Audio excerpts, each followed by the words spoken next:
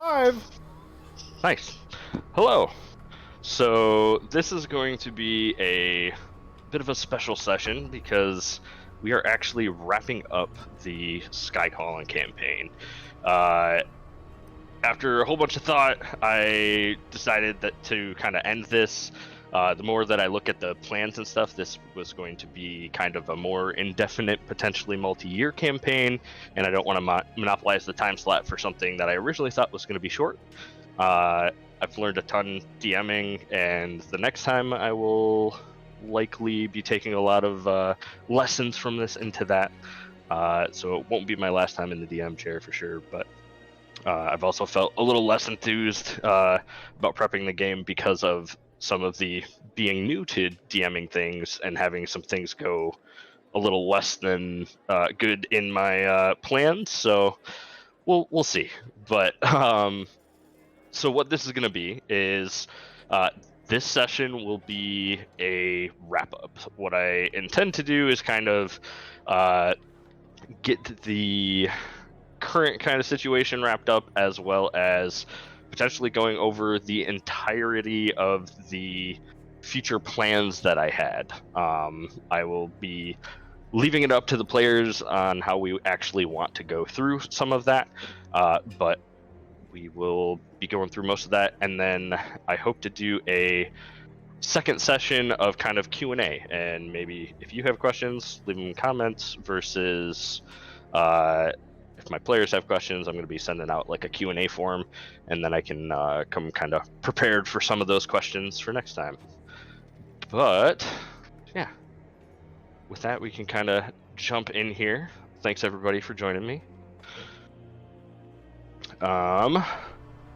So where do you guys want to start? We left off kind of with everybody out in this kind of side quest of clearing out some goblins in this goblin fortress thing. Did you guys want to pick up there and kind of see what was there, or are you less interested in that and want to get more to the setting stuff? I would. My vote would be for the setting stuff, just because I know how we play. We will make this. We will make this zone last multiple episodes as we look at every little detail. But I'm honestly down for either. Yeah, just a a rough synopsis of what we'd find there would be interesting. Okay. Yeah, I'm definitely leaning more towards just touching the actual main story things, because we knew going in this was kind of just a money-making side quest. So Yep. Okay. That being that, I won't dive into the kind of Tailspire map for that at all. I'll just give you a quick synopsis. So for that one, essentially the whole Goblin Fortress was originally a sting by the Enforcers, watching the Ebon Shapers kind of cache there. One of the tower floors that you guys didn't get to was going to essentially be where they had locked the door, and they were going to they were keeping watch on them. However, the goblins had moved in and ended up killing them, so Nice. the Ebon Shapers were going to come through and have you guys clear that out as kind of a forward base. And we'll get into... I can jump right to that. So the Ebon Shapers themselves, their intent there, your first mission for them with Meepo was actually delivering a magic drill that they had kind of commissioned from him. Their intent there was like making a tunnel under the city all the way to that camp that you're clearing out now, and creating kind of a smuggling tunnel under the city. Interesting. And that could eventually have caused some issues if there was any kind of siege on the city. So that would be eventually during like war efforts. That would potentially be a point of contention. But yeah. So that was kind of the whole Ebon Shapers thing that I had going. So have we met the Evan Shapers yet, or was this like one of our first encounters with them? Just remind me of who they are, if you can. So the Ebon Shapers, yes, you met with the Dwarven Bard that you kind of negotiated with for information. Okay. She was one of them that had I tipped you remember. off, Okay. and given you that first job to go deliver stuff for Meepo, and then all of the kind of underneath the hapless Hydra stuff, where there was the secret bar underneath. That's right. That's one of their hideouts as well. I just needed to be so reminded. This was their second job. That was Yep. their official name. Okay, I get you. That's Yeah. okay. So that was an operation for them that they had people just died, and we were gonna probably discover that as we delve further in. It wasn't their people that had died. It was the like law enforcement that were watching them. Oh, the died. oh. So you had just found their armor in the pile of goblin stuff. It was the law enforcement people. Interesting. So. Yep. So that was that piece. Well thought out side quest. The other thing that was going to be there was another guy that would have been kind of tied up, and if you had like saved him, he would have given you information on some goings on outside of the city, with like why those goblins got pushed to that area, and or I got led to that area. Why did they get pushed to that area? I want to know why those goblins. So that's another kind of side thread of. So that guy was doing research, and he had this. You had just found an item that was 3 like vials of water. I think 2 of them were broken, and you've got 1, and it said "Don't drink." That specifically was a vial of water from a location called the Sapphire Basin. It might have been offered or mentioned once or twice, but it is like a lake town, but there would be signs all over it saying "Don't drink the water," because the water is known to like drive people nuts. So he had been captured by the goblin leader, and they drank one of the potions, and what that, or not potions, the water, and what that water does is it links you a little bit to there is I think she says, I always forget whether my name or whether it's the monster name. Sugodith, or is it Westrelith? It's Westrelith. I think it's a demon that is trapped in the water.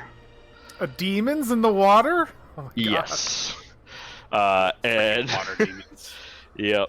Here, I'll throw this in Monday Talk. It is a link to the type of monster. But it's a Westrelith with which will corrupt like waters that they are in. And so they ended up being like a thrall for that. Oh my God. Let me get a picture of that up. So that thing is pinned at the bottom of that lake, with a like sword through its chest, but it's still alive. So How amazing was the sword? pretty good. But the Challenge level 13. yeah. Don't go swimming. Oh jeez. So that was like one of the super long running things, because that is essentially the opposite of Sunaman, which was Kurt's god in this place. So that was like the demon entity of this place, and Sunaman was the celestial entity of this place. Oh. Was the sword Sunamon's? Did he Yes. down there? Ah, cool. Is cool. We'll get into some of that later, how that happened. It might also be good to show you. I have the DM map for this. I will now open it up to anyone with the link and post that here.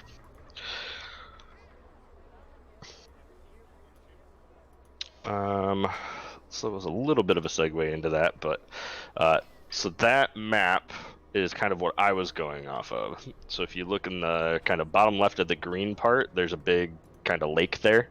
That's the one I was talking about. Okay. Okay. Yeah.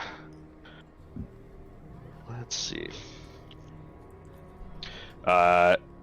So if that's the case, we can probably. I would want to ask.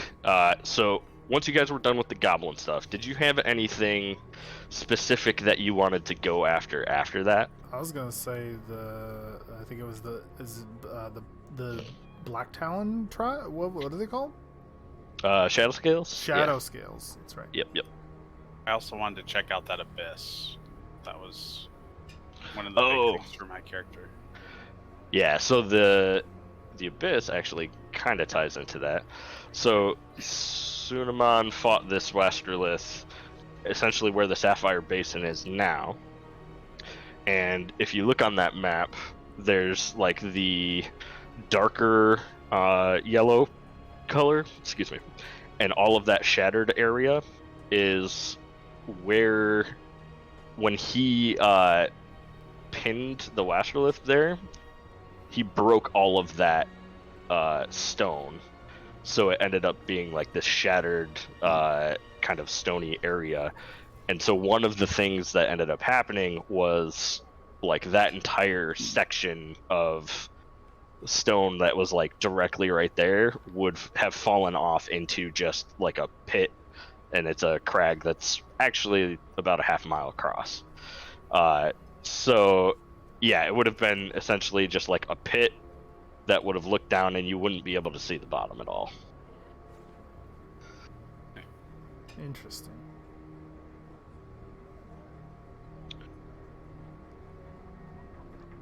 Alrighty. Did we? there- So I know I was absent for a while, but did we ever go after the dragon that attacked? That's what I was wanting to do. The shadow scales. Yeah, because I Right. think that would have been like the next big thing for my character too. Was like, okay, Going we're after seeing that. we're seeing all these people suffer, and if we're going to continue to utilize the city and their resources, we need to take care of this problem, because if that happens again, we're probably in Yep. big trouble. Yeah, so I don't remember if you were here for the session where I did we did like a flash over to kind of the bad guys and showed a conversation that they were having. So they were gearing up for a war effort essentially, and that dragon was leading that, and two of her generals were talking to her, and they were talking about like going to attack a city. The city that they were going to go attack though was not Warden's Charge. It was going to be the town on the edge of the Sapphire Basin. So I had two different things pointing you towards going there. Okay, so were they gonna hit the Sapphire Basin and then work their way up to Warden's Charge? Is that how? So they're just gonna work around and then move in, or? So them knowing that Warden's Charge had all the like city defenses and everything, they were gonna just try to take over everything around it first, Choke and us then out, yeah. kind of choke you out. Yep. Yeah. Okay. And so you would have been getting like missions of like, hey, they're heading in this direction, we should warn this town, and that was going to be kind of the first intro to some of the war stuff, and would have gotten you a bit of an intro to one of the generals being there and stuff too. So yeah, that's where I was headed with that.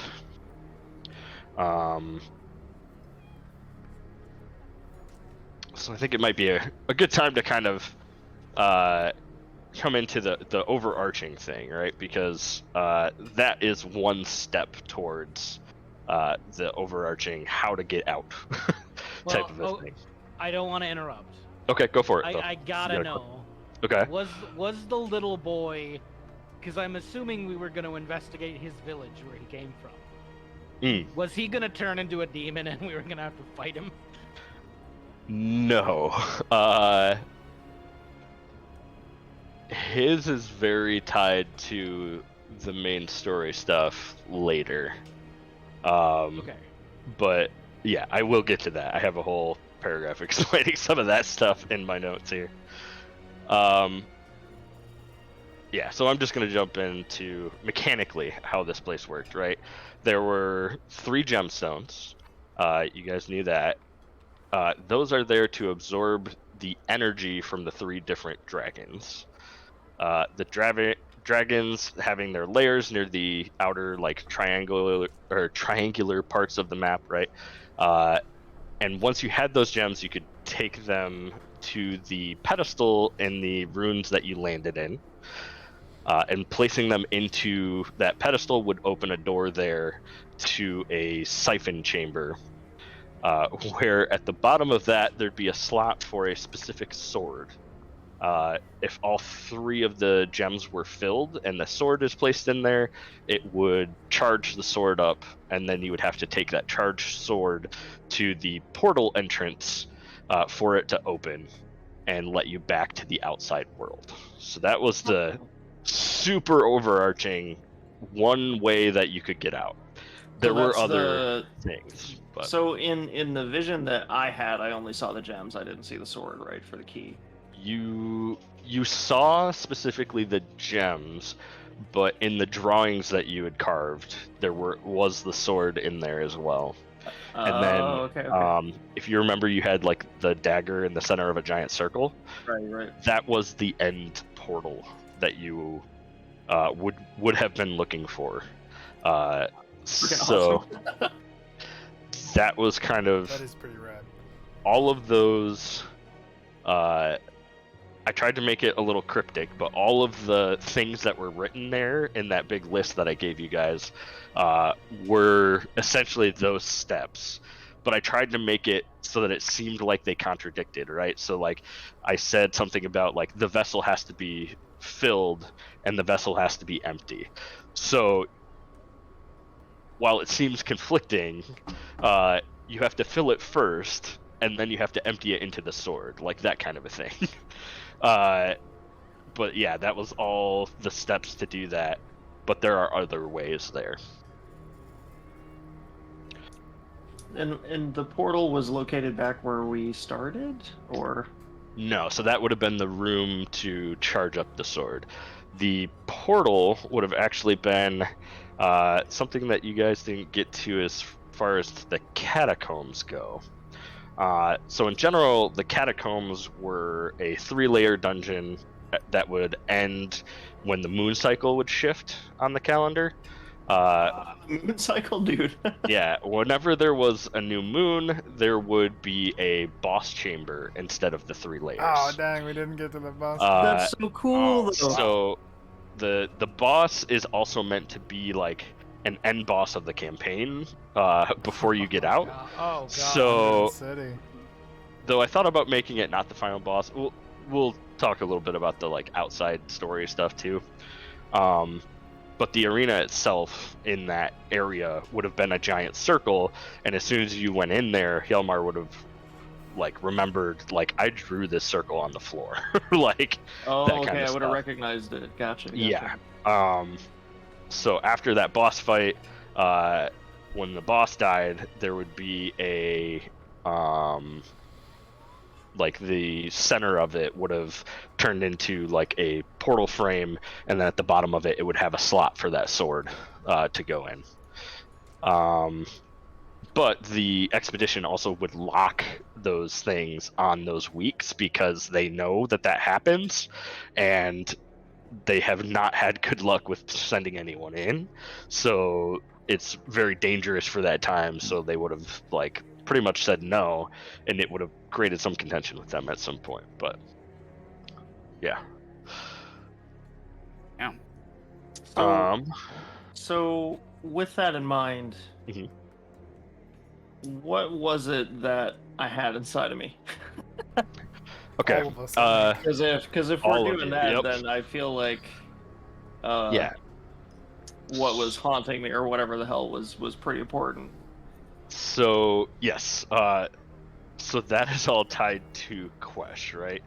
Quesh himself was an average, like, high-level wizard, but one that knew a setting-wide secret that I'm actually gonna not share with you guys. His notes, the book in the backpack, and a letter to Femwith were all things that were going to help you in that main quest.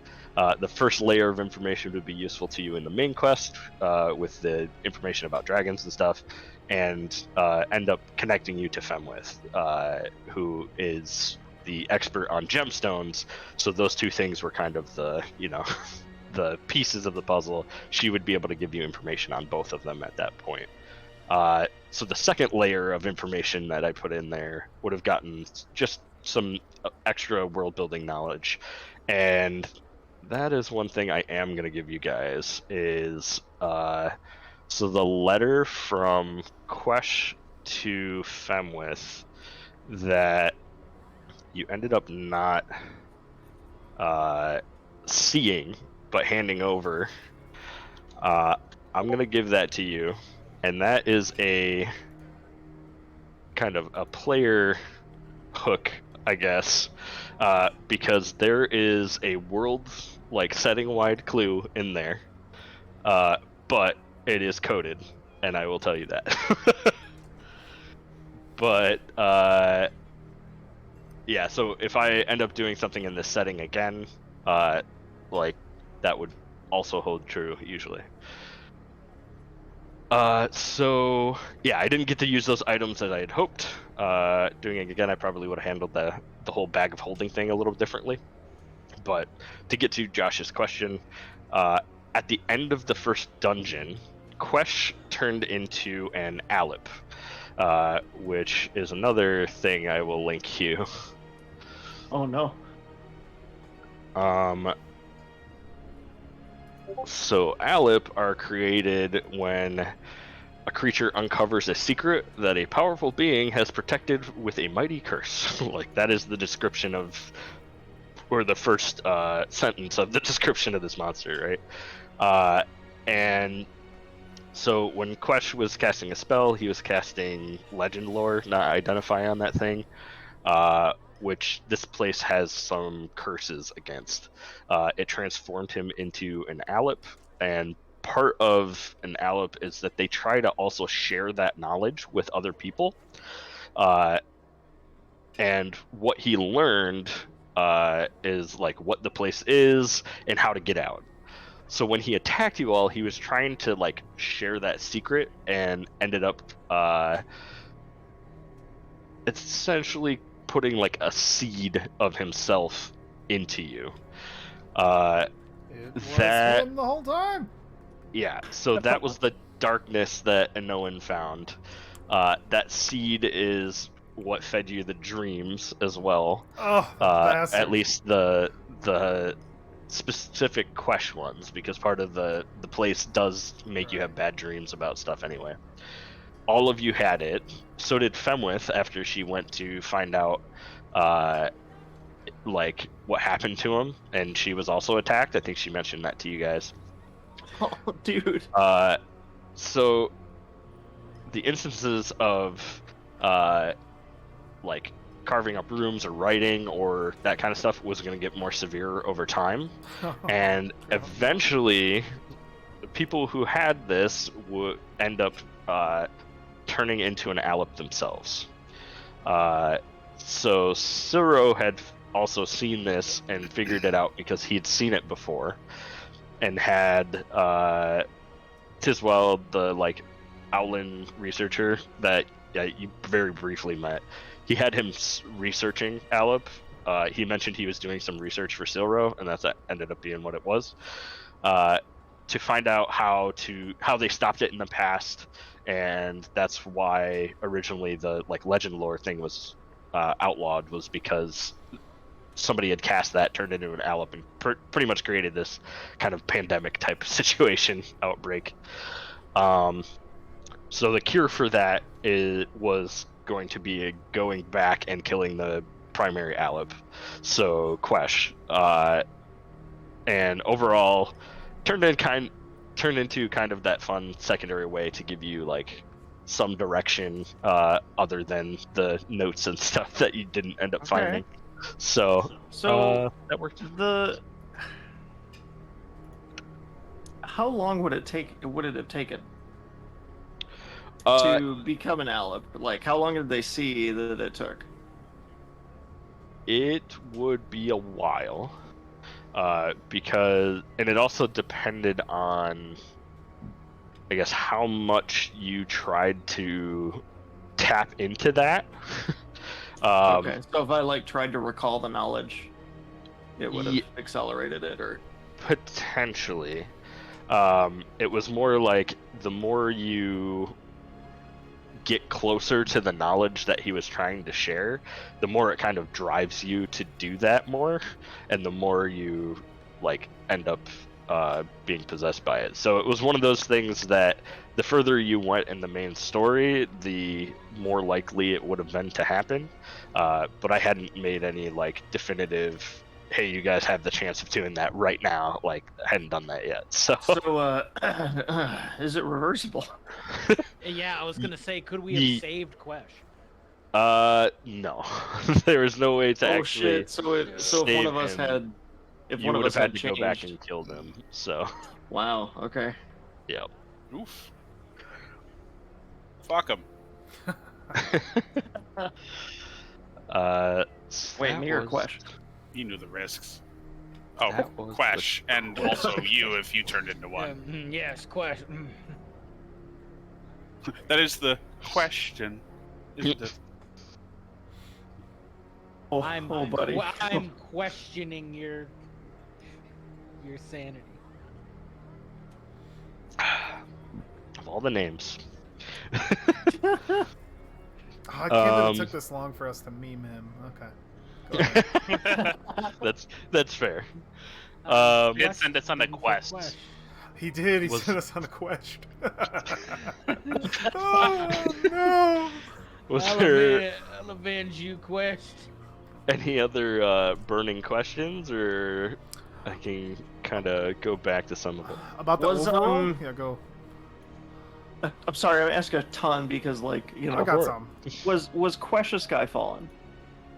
Because he didn't quite straightforward answer us when we were asking. He would have been, yes. Okay, and so has he a was little not more born... memory than most other people as well. Gotcha. So was Quesh on the getting council? to that part, everyone there, yeah, he was. Oh no way! That was one of the big things. Is he was on the council when you delivered the news that he was dead. Right. Soro had to let them know because they had to find a replacement, and it was Femwith. So that's how she ended up on the council. But I mean, the other council that we were on, was he in the council? The Plague Council. No. Yeah. Okay, so we wouldn't have. Okay, so he wasn't holding back that he knew we were on the Plague Council or something. Correct. Gotcha. Okay, but he wasn't super forthcoming whether or not he was Skyfallen or not. So. Yeah, you had met all of the people that would have been on the Plague Council already. Right. Okay. So. I got the biggest question. Okay. Is Balron in? Is he here with us somewhere? Yes. No. Oh no. Balron. Is he a dragon? No, Balron. No. I know. He's Elrond light. Yeah, no. Was he a villain? Maybe. You'll see. I mean, that probably ties in with my big questions, because mine are, why did we become Skyfallen in the first place, and what happened with the Plague Dragon? Why is it in our dreams, and why was that being pieced together? I think that's probably the overarching... Yeah, that's the overarching kind of outside of the thing. And I have a whole page or two on that too. So, yeah, okay. So we'll skip to that. Let's see. The outside world. So this kind of changed as we played. This game originally was supposed to be even longer. And I decided that the first chunk of it would be a good short adventure. And I'm actually going to hold off on telling everything here, but so taking the adage from Brandon Sanderson that there's always another secret, I won't let you in on to what the rest of the campaign was going to be. That's fine. When I cut it off where I didn't know what to put on the outside, so that's why I had you all kind of decide on that, right? I liked that piece where we kind of cooperatively came up with that outside thing, but I did take that idea and run with it in creating some kind of outside story for you as well. My intent would have been to give you a choice when you entered the portal at the end, had you not discovered much of the outside story, of whether you wanted to know what I had planned, come up with something together, or leave the campaign right there with your party walking into the portal back to their former lives and not knowing what happened. So I will also give you that option now. I can give you my version of things, or I can leave it up to you guys to create the details. Okay. Yeah, I mean, give us your version. Yeah. That's what we were playing for, essentially. Cool. So, we as a group had come up with essentially a Dracolich, Zelnayar creating a plague over your world. You had a council run by Belron to figure out what to do. The plan was put forth to attempt to use a Scale of Bahamut, a long-rumored artifact, in order to resurrect him, severing him from his phylacteries, and then killing him for real. The following is mostly the memory timeline that you could have potentially recovered. I had a couple of flashes of this, so you'll recognize a couple parts when you did recover memories. But I had for the timeline of events was that after the council, you had to first retrieve the Scale of Bahamut. So tracking that down would have taken some research from other Plague Council members, but they would discover it and that it was protected from unworthy mortals by the gods in a far-off temple. They would have sent you all, Trent Stonefoot, and his daughter, Tara, to retrieve it. In the process of that, Tara would have hit a trap around the scale itself at the end of the dungeon, turning her to ash. You would have solved the puzzles there after that to get it safely, but losing an ally and breaking Trent as a person in the process of that. Having acquired the scale, you would have made preparations with the council for the battle to use it on Zelnayar. Belrond would be the scale bearer in this, and you all would be the ones to protect him through that battle. Ambushing Zelnayar would go well. You would shoot him out of the sky as planned. He would summon a wave of undead as planned. You'd see all of the Plague Council members kind of falling around you during the last push. You'd fight through them to the restrained Dracolich as planned, and Belrond would use the scale. Zelnayar would be resurrected as the black dragon that he was, but he would have patterns of platinum scales as well. That's where the plan would take a turn. Zelnayar would thank Belrond, scoop him up, and Belrond would teleport them away. Belrond and his anime betrayals. Belrond and his remaining followers countering any attempts to stop them. You'd learn that Zelnayar had wanted the scale used on him. Belrond was part of a cult following of his and had organized you to retrieve it for him. The scale not only resurrected him, but gave him a shard of divinity. Zelnayar needs that because his plan is to enter Celestia and ascend to godhood. You'd learn of that plan and know that you have an opportunity to stop him at the gates of Celestia, and he was actually resurrected and while stronger than he was before, he's actually still killable now, as your plan had been. The gate would be another guarded place, and Trent, feeling that he had only one thing kind of left to live for, would go with you. And once there, you'd make your way through another temple and come to what you believe would be the last chamber, where Zelnire would be. Trent volunteered to scout it out, but would not come back. So you'd have waited for a while for him and then had to push on to kind of put a stop to the plan. I'll get back to what happened with Trent in a second. Entering the gate room, you'd have seen a few cultists in a circle performing a ritual that looked like it was feeding energy to the gate, which looked to have a partially open portal sitting in it. Bodies from a number of dead planetar and other celestial guardians would litter the ground around that area. Going into the room to stop the cultists or enter the portal yourselves, Zelnire would have swooped in from behind and essentially wing gusted you and knocked you all into the portal. And that is where our campaign started. So what is this place?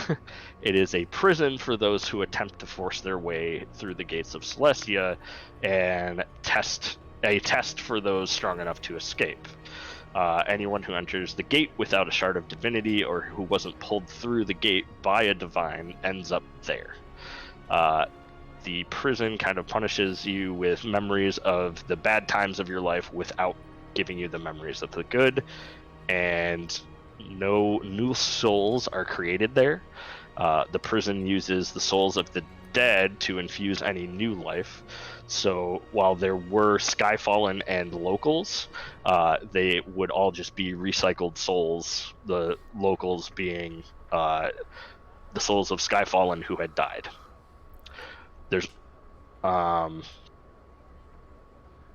I say something really quick, Jacob? Yeah. Spoilers for anybody who hasn't seen the end of the Lost series. I'll give you 3 seconds. 3, 2, 1. You lost it, us, man! We were in purgatory the whole time!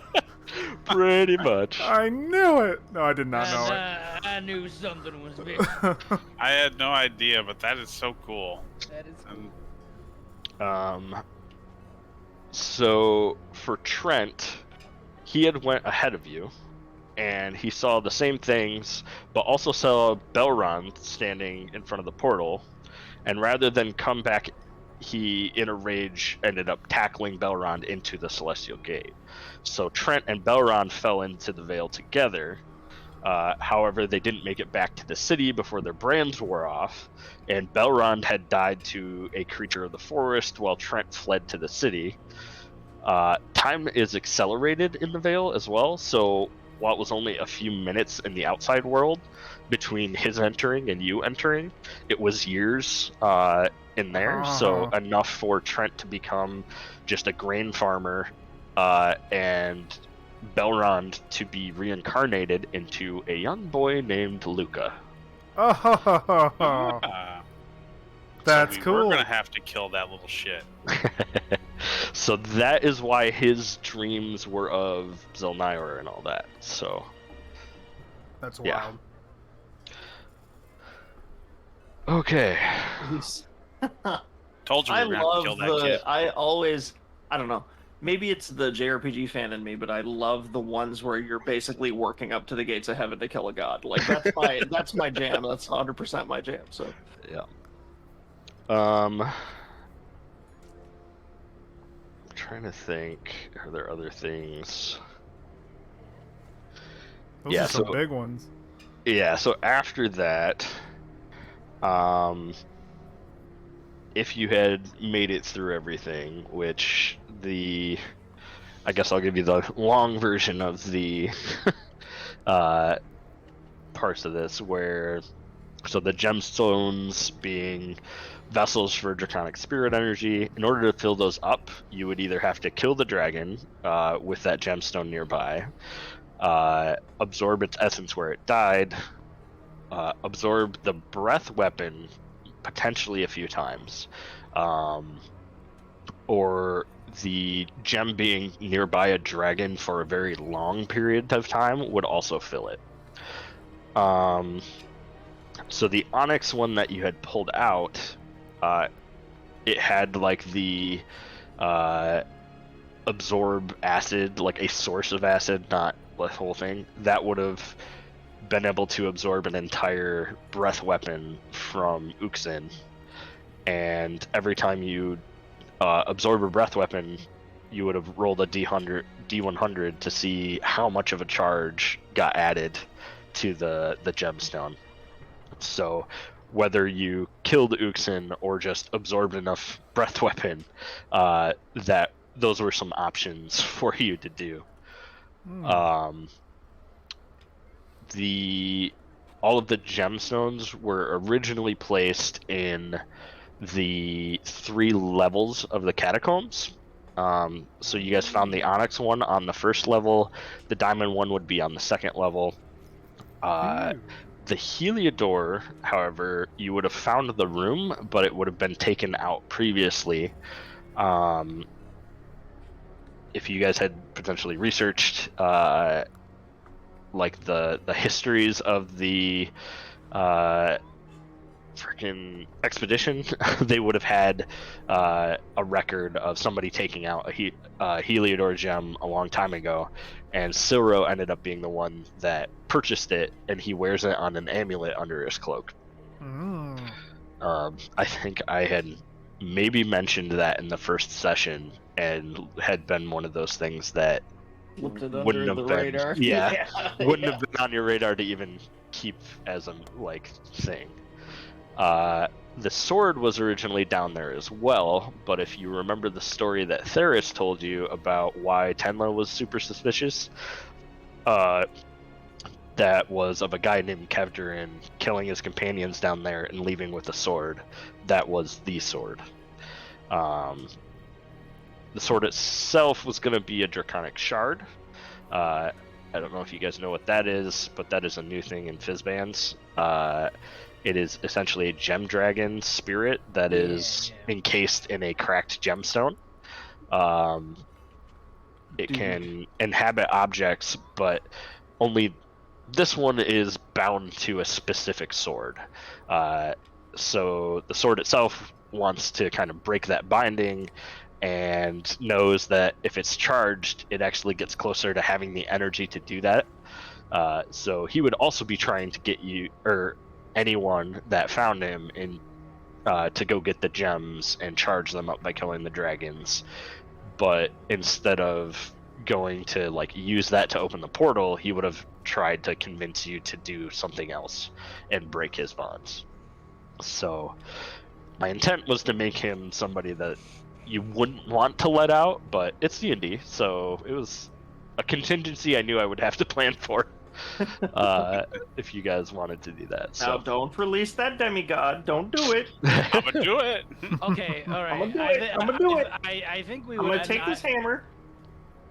But he asked me so nicely. I could see a Thor Ragnarok moment where it's like, you cannot defeat me. I know, but he can. So Kevdarin was also obsessed with draconic power, so when he grabbed that sword, and the draconic spirit promised him a bunch of draconic power to help him get freed from that thing, he jumped on it, and that's why he ended up killing his companions there and leaving the city. He ended up changing his name and started dragon grafting, which is another thing out of Fizzbands. Oh, wow. So he ends up with Uxin as one of the 2 generals that you guys were very slightly introduced to. He was the one of the 3 individuals, and was the one that had succeeded and said he had to take care of something else. So either in the process of fighting Uxin's forces, you'd at least see the sword or have some opportunities at it. But had it come to the party, you would have also had had the sword come to the party, you would have also had the voice in your head trying to drive you to get all that gemstones and stuff. Once the sword itself was used on the portal, the dragon energies kind of go back to their respective layers, and new dragons begin hatching. that's why there were going to be age discrepancies between the three. So like Uxin was actually a young dragon, and then I think Ilium was an adult, and then Aradis was a ancient. Yeah. So they were each going to kind of present their own challenges in that way. And they each had kind of their own plans on what they wanted to do with the Vale itself. So Uxin, being Black Dragon, was creating armies to take over. The intent was to have you fight her in a war to use, or use the war as a way to get to her. Her generals would get in the way, but Kevdarin actually would have been turnable to help kill her, since all he really wanted was the charge gems anyway, and that would help him dragon graft more. So he would have like eaten her heart if she had died and he hadn't. Jeez, dude. But if you had shown that gem in front of him too, he would have immediately tried to kill you for it. So that was the whole thing. This might get to a little bit of Josh's stuff too. So Ilium was an adult white dragon who was actually had been like chained and kept as a pet by a frost giant in the kind of northern Frostspire citadel. I knew there was shit up there. Yep. So I knew it. The frost giant was named Yolfdar, and he was actually not going to be hostile. He would have been trying to unify the kind of Peakward tribes. There was a tribe of the Goliaths and a tribe of Shifters. But he also enjoys kind of proving himself in combat. He originally fought Ilium to submission and and that's how he ended up like capturing him. He would fight you, but call off the fight before either the party died or he did. If you'd won, he would have offered you a boon with his power, which if you had known how to charge the gems by that time, you could have used to like just get him to breath weapon the gem a few times and not had to deal with the white dragon at all. So if you had asked for that, he would have, without winning, he would have asked you to bring him a good fight, would have been one of the things, and given you essentially magic Pokeballs, so that you could go find a good monster for him to fight. Or you could have convinced the tribes to join him, and that would have worked as well. Or you could have tried to fight a frost giant and a white dragon at the same time, but I didn't feel like that was a likely approach there. Yeah, I don't know if I would have done that. Well, I mean, Would have then been again, bad. Yeah. sorry, man. I've got rage. I'm good. killing a Oh, dragon even- with a throwing axe would have been pretty cool. It's all right, everybody. Josh can take a dragon and a giant in tandem at the same time. He has frost resistance. Oh, that's actually like Yep. that actually, yeah, that would actually make a big difference. So along with that, we can go over kind of the Inoan stuff a little bit. So he was a Goliath that he fell, Skyfallen type thing. He went to find a home with the Goliath tribes and ended up in a sticky situation because that tribe has a relic that had been corrupted, where all the Goliaths in the tribe, if you're nearby it, are compelled to be raging at all times. They call it because he mentioned they were like feral. right. Yeah, and they weren't like able to be reasoned with. So Right.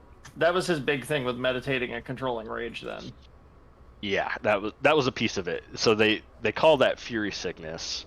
And another Goliath named Kira was able to stay far enough away from that relic to not be affected by it. And so she had been looking for kind of a cure for that. She had like trapped Inoan and created a mask which had a curse on it that prevented you from feeling emotions entirely. So that counteracted the fury sickness, but if the mask gets removed, it seeps out.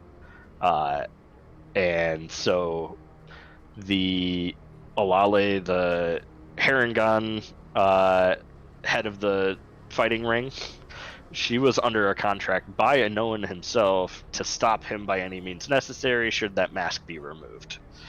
So when you guys went to fight him, that was one of the things that she mentioned. Like, They said, "Don't touch the mask." I don't do touch remember the mask. that. Yeah, Yep. yeah. So Oh man, shit! I knew. God, the Inoan stuff. Like when Alex and I visited him, Mhm. like I knew I wanted to dig further into that because it was. Yeah, so the meditation mechanics were going to be a thing where you would be able to like meditate and get memories back. It takes longer the longer that you're there. So for him, at that point, he would have to like meditate for years in order to get another memory back. So it would have been impossible for him to recover everything. He got pretty close to like figuring out like, oh hey, I was heading towards celestial gates, but he wasn't quite there yet. He didn't know why or anything like that, so he was gonna be close to figuring that out. But had you guys like invested heavily in doing that often, you guys would have uncovered that entire plot line that I already laid out over time. So, if he, with the whole legend lore thing, they banned it because of the Aleph stuff. Mhm. But if he had gotten there through meditation, would the same thing have happened?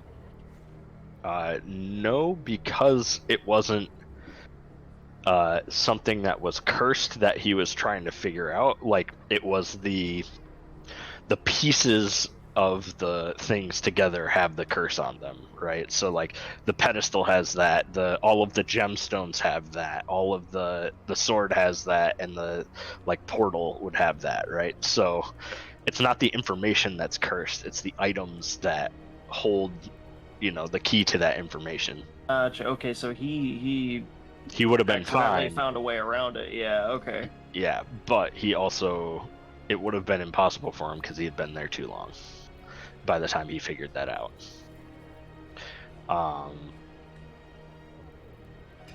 So that was, I think, all of the kind of northern things. So there were those two tribes fighting, and yeah, you would have been able to like. Since I was a Goliath, Mhm. if I had gone there Yep. and the relic was there, that would have been a problem. Yes, Okay. you would have had to make, I think, wisdom saves was what I Oh had yeah, written because down. that's my greatest stat. Yeah. And if you fail those, then you would have been forced to use your rage, and it would have lasted until you left the area. So however you would wanted to roleplay that, that's what would have happened. Fun. So Owen was looking right at me like, no, don't go north. Don't do it. Yeah, that's why he came and sought you out like immediately. It's like, oh, you fell, you came to this city, you're not raging all the time. You should not go that direction. Like, yeah, so he was low key like, no. right, exactly. Amazing. Do you know how hard it would be to restrain you, Josh? Yeah, I think compared to everyone, I was pretty beefy. Helmar is the strongest. I think I had the highest strength. I'm not sure, but by it would have far. You been. had the I highest know. strength by far. I mean, strength and con. I mean, just being a barbarian, like those were Kurt only already had pretty high. 16. Yeah. What was mine? I'm curious now. Enough. And that potentially too could have been later, like if I had taken ability increases or something too. Kelmar's strength is it's 17 plus 3. So, I mean, not by, a whole lot, but yeah, I mean, I guess technically I did at most. Yeah, that would have been interesting.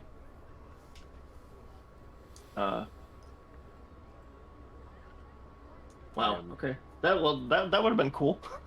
Yeah.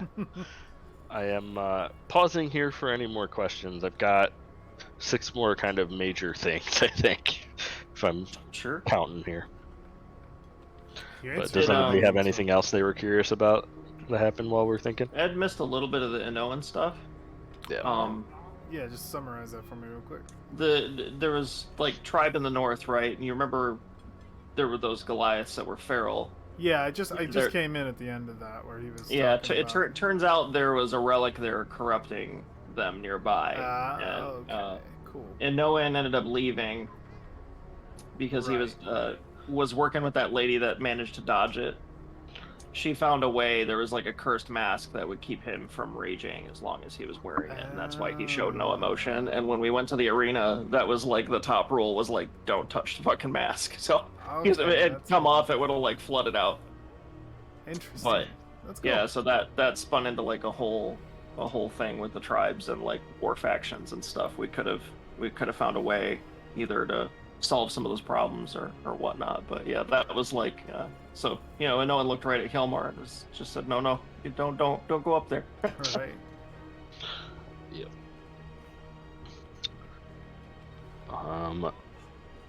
So I'd kind of gone over 2 out of the 3 dragons there. So the 3rd dragon was the brass dragon. He would have been an ancient brass dragon. That's Arades. And you've actually met him. Anybody have any guesses? It was. Was I it don't the- know. It Was was it the Edward. totally? Was it the boy that Dustin and I went to see? No, that was the guy who was the reincarnated version of somebody who went with us. Elrond. Yeah. Yeah. Oh no way. Okay. So I missed that part then. All good. All right, left field guess. It was the reincarnated spirit of the girl who got evaporated because she was also trying to get here ultimately, and Nope. she got heated. Okay, all right, Nope, she just did. all right. She just dead. All right, I Damn tried. it. Nope. So Arades was actually Silro. Who was Silro? Remind me. Silro That was the is it council member that I originally remember, greeted I you. remember. And And he was he wearing let- one of the gems. Yeah. I should have Yeah. attacked him. And he let you stay in the Oasis. That's kind of his establishment in the city. I remember.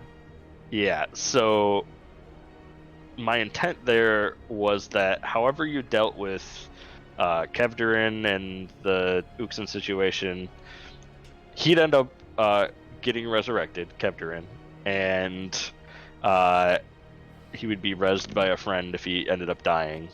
And if Uxin had already been killed, he would end up going to the desert and searching for Arades's lair, and end up doing more dragon grafting until the point that he became a dragon flesh abomination. Arades would have known this was happening and seen that like his lair was getting taken over, and was going to essentially, as Silro, go to you guys and say, hey, we should ask Arades for aid because he's been friendly to people with something. You should go ask him a question, and you'd end up there fighting the abomination there. That's when I do kind of the big reveal that, oh, hey, this is Silro would walk in, turn into Arades. Oh, cool. And like, thank you for dealing with the thing while he was there, and then also he'd end up giving you the last charged gem because he would know like you've done the other 2. He had it the whole time and it was charged because he's had it for years. Right. So he's been sitting next to it the entire time, so it's just been Oh, cool, absorbing dude. the extra. Yes. And the portal was at the bottom of the. Am I wrong? Was the portal at the bottom of the dungeon? Catacombs. Yeah, so it would have been like, wait, after you got all 3 of those gemstones, wait for the next new moon. It would have turned into the arena thing, or you would have had to have the sword and done all that too. But yeah, you'd have to go back there and get out that way. Okay. Let's see. The other big thing I have about, so there was vaguely mentioned a couple times is Orin, who was an adventurer that had originally discovered Warden's Charge and turned it into a safe city. He ended up as kind of the lord or king of Warden's Charge. He founded and participated in the early expeditions. He was also the only one else to have escaped through the portal before. Oh. In the histories, he turned over his throne to the council and then disappeared. There was that bard story that I had, the tavern song about Orin facing off with Arades. It mentioned that Arades gave him a sword, which you could have found in the desert, which would have been a Dragon Slayer longsword. I debated how to get you guys there, because by the time you would have gone to the desert potentially and followed that, in the main story, you probably not needed it all. But the song was also a bit of a lie. Like, Orin didn't fight Arades. He just like argued with him, but ultimately Arades gave him the gem, like he would have given you the gem, and the same thing. The research that the Owlin researcher that Tiswald was doing was also looking into retracing his steps, so that he would have eventually asked you to help him research those areas, and that also was another way for you guys to get like main story progression a little bit. He's so the Owlin researcher guy is also the one that sent Quesh to the original temple that you fell on in the first place to investigate that, because of the whole investigating Orin thing.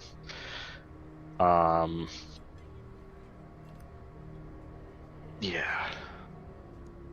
Sorry, all this is weaving together. No, I this is awesome. Well, so when, I guess to kind of get off track a second before you get to the next big point. Go for it. Thinking about like falling as Skyfallen, that enchantment that brought us back to life for a temporary amount of time. What was that effect from?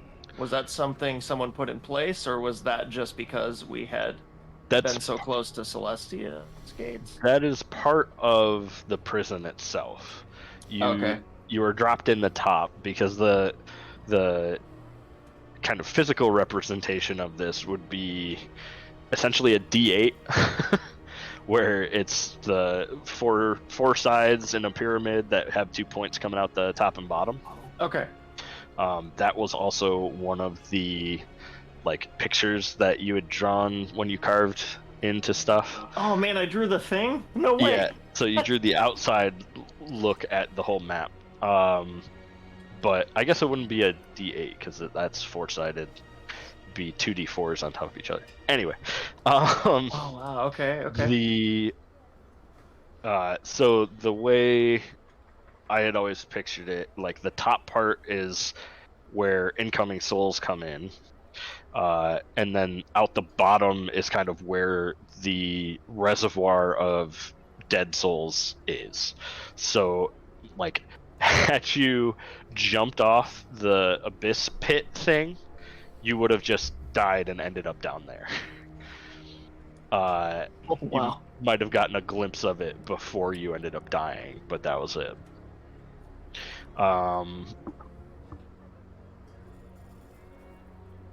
Yeah, was that answer your question? No, yeah, it answered it and more, so. Okay.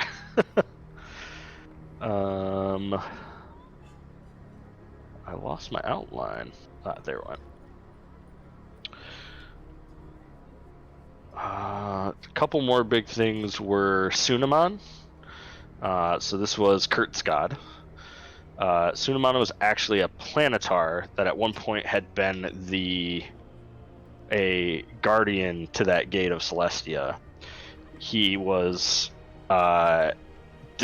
fighting the Wastrelith at the gate and had essentially tackled her into the prison because he knew it would trap her there.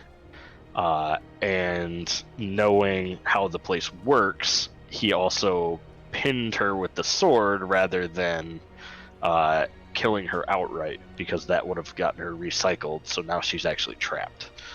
So that's why that's that way. He decided to kind of don the mantle of a god in this realm, knowing that he actually wanted to like hand off his followers or back to their original gods on the outside, if that ever happened. But being inside, he like learned more about what was going on and felt that the prison wasn't really serving its purpose, because a lot of the people in here were supposed to be like evil or have done something to try to get into Celestia early, that kind of thing, right?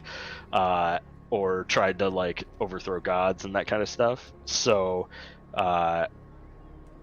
what he learned while he was kind of watching people here was that, oh hey, a lot of the people, once you wiped all their memories and everything, they're actually not bad people.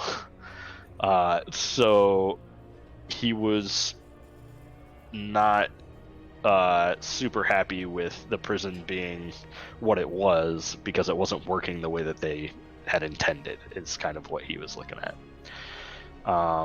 So yeah, he intends to kind of give his followers back to their respective deities on the outside if that ever happened. However, the gods would likely not take kindly to him taking up the mantle as a god and gaining followers, because some of them probably wouldn't switch back also if everybody exited.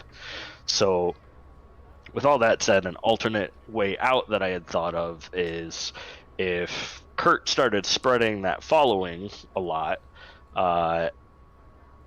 The way that I interpret the whole god deity thing is that they get more power the more followers they have. So I had this option kind of ready where Xylia, the kind of merchant guild head that you'd gotten your license from, she had started asking for a demonstration of you and potentially teaching her how you do your stuff, Ed. And that would have spread that faith a little bit to her, and that could have started some spreading of Sunaman as a So deity. you're saying I could have been a cult leader. Potentially. Ah, man, I missed the opportunity. If you had gained enough of a following, the idea with the god increasing in power is that eventually he would be able to break the prison from the inside, and that would also end the campaign, or like get to the end of it without having to go through everything. That would have been cool.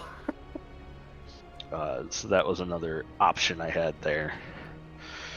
I call that the disillusioned Tyrael route. Something like that. How would have Kurt like of Tibet, like you're the herald of that god at that point, like. Oh yeah, Kurt would have had a good spot in that thing. Nice cushy Yeah, spot. The new power back. executive job. Because you even said like I don't have a god. Right. You're Jesus. Minor thing, I had a calendar where each week was a 10-day, and each month was 4 10 days, and a year was 6 of those months. At the end of each 10-day was a new moon phase, like it would just immediately click over. It wasn't like the gradual thing, so that would have been also like a, hey, this place isn't normal clue, you know? But that played into the catacombs, and also Something I had played around with but didn't know if I was actually going to implement was I had cycles of like where the moon would appear, and if it was over a specific side, it would end up like if it was opposite, say the northern one, right? So if the moon was to the south, it would have weakened the frost dragon. But if it was over the mountain in the north, it would have strengthened the frost dragon. So I thought about doing that for all of them in like a cycle as well. We could time an attack on a dragon to kind of get an advantage then. Yes. That would have been cool too. Yeah. But that was another one of those, like, you'd have to do a lot of research, and I didn't know how to get that kind of information in front of you was another thing that I kind of struggled with a lot of this. Well, so speaking of the moon then and the catacombs, was the catacombs designed as part of the prison also? Was that supposed to like weed people out, or what was the purpose then? Yeah, so that actually feeds into the next bit, was the city itself, when it was placed there, was built, and the wardens were actually supposed to be aggressive and keep people out of the catacombs in the first place. Okay. So that was all part of like the test of like, this is supposed to be really hard to get out of, right? Because you're supposedly a person that went in here to, get into Celestia or whatever, and we don't want you getting out unless you're worthy, type of a thing. And at that point, the gods could see what you're doing and know and kind of have a heads up that this is going to happen, right? So there's kind of two sides of that coin, but the catacombs were, yes, they were part of this. The city itself, part of what Orin ended up doing was figuring out how the city worked, and he was able to essentially reprogram the magic to attack anything that performed violent actions instead of just on anyone. The flying gargoyles also, they aren't active all the time because they don't want people to be immediately killed if that happens. So they give people a chance to leave and let the kind of walking ones reset, and then if they come back, they won't be attacked again. So that's why when Uxin attacked, they weren't immediately active, and Sirkin had to go activate the flying ones in order to like activate the city defenses for that. He mentioned that he had to do that, and that's why he left the refugees when you had picked up the little one. Say that again. He could have just gone and laid a smackdown on the. Yeah. So okay. So when the dragon attacked, you were with the refugees, and you had gone to get like the young one and pull her back. Sirkin had been like charged to go with them and protect them, but the dragon coming and attacking, he had to leave to go activate the city's defenses to drive the dragon off. So he had to leave them, and that's when you kind of stepped in and took her and got her back inside. Okay. Like, he had come back after that and said, thank you for doing that because I had to step away. That's what he was doing when he was stepping away. It was going to activate. So he was going to trigger the gargoyles then. Yeah. So, yeah. Yep. Yeah, he was an Undying Warlock, a Tome Warlock, so he doesn't need to sleep. So he was given that responsibility because he could always be ready to do that. Awesome. And that's awesome. That's why he was also always reading that little book. That was his tome from the Warlock thing. So that was just a little bit. Yeah, I think with that,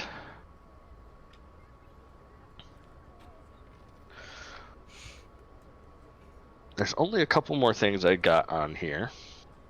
One of them being the ending. So that's something I wanted to ask you guys about, because what we could do as we could skip ahead to essentially the final battle of the campaign and play that as a session next time if you'd like. That would be you stepping through the portal and whatever happens on the outside with Zelnior. It sounds like a cool idea to me, but I wouldn't have the build up for my character to feel like I was doing the final battle like That's fair. justice. Yeah, I think I agree with that. I like the idea of doing it, but I don't know that it would have the same impact. Okay. I like the idea of like talking out with that any details that would be interesting. Okay. I can give you essentially what the setup for that would be. Yeah, that's an and interesting then point. and then we can go from there. Yeah. So my version of that ending would have been you all walk through the portal, and at the end of that session where you had finally done that, I would have asked you for the next session that you bring the level 15 versions of your characters to that next session. Oh boy. 15, yes. Yep. Stepping out of the portal, you'd have seen the circle of cultists that are now dead around Zelnior, who is in the midst of a ritual feeding power to the gate. Zelnior would have his outstretched hand crackling with a beam of energy, platinum energy, shooting straight at the gate, and he would have been surprised at you all not being dead and having come out of that. He would be attempting to finish the ritual. You'd have a the way I'd set up the encounter, you'd have like a D4 amount of rounds until he would finish the actual charging up of the gate, and then it would take another D4 rounds for it to open. So you'd have about that long, and after it's open, he would pretty much try to step through. So there'd be that one kind of last chance to block him from entering, and that would be like the final battle, right? So either he gets through that portal and ascends to godhood after entering that, and then whatever that means for the world, or you could stop him then and there. A defense game. Right. Playing keep away was You would have also, when I went to prep you for that, the level 15 versions of yourself would have at least like 2 legendary items within the party. Everyone would have at least a rare item, and then you could have uncommon items as well. So I would have pretty much let you bring a whole bunch of those, because I did, like, when I started prepping for a lot of this, I had created the final encounter. So I have that in D&D Beyond, and it was a retooled like ancient black dragon into black with the platinum stripes and stuff, and having a bunch of extra divine things, and divine, or like it would have been layer actions, but it would have been the gate instead of its layer. So there would have been a whole bunch of shit going on during that fight. Well, you're making it sound cool. Now I kind of want to do it. Right. I did have a contingency for like what happens if you actually win in that fight. I didn't have as much for if you lost.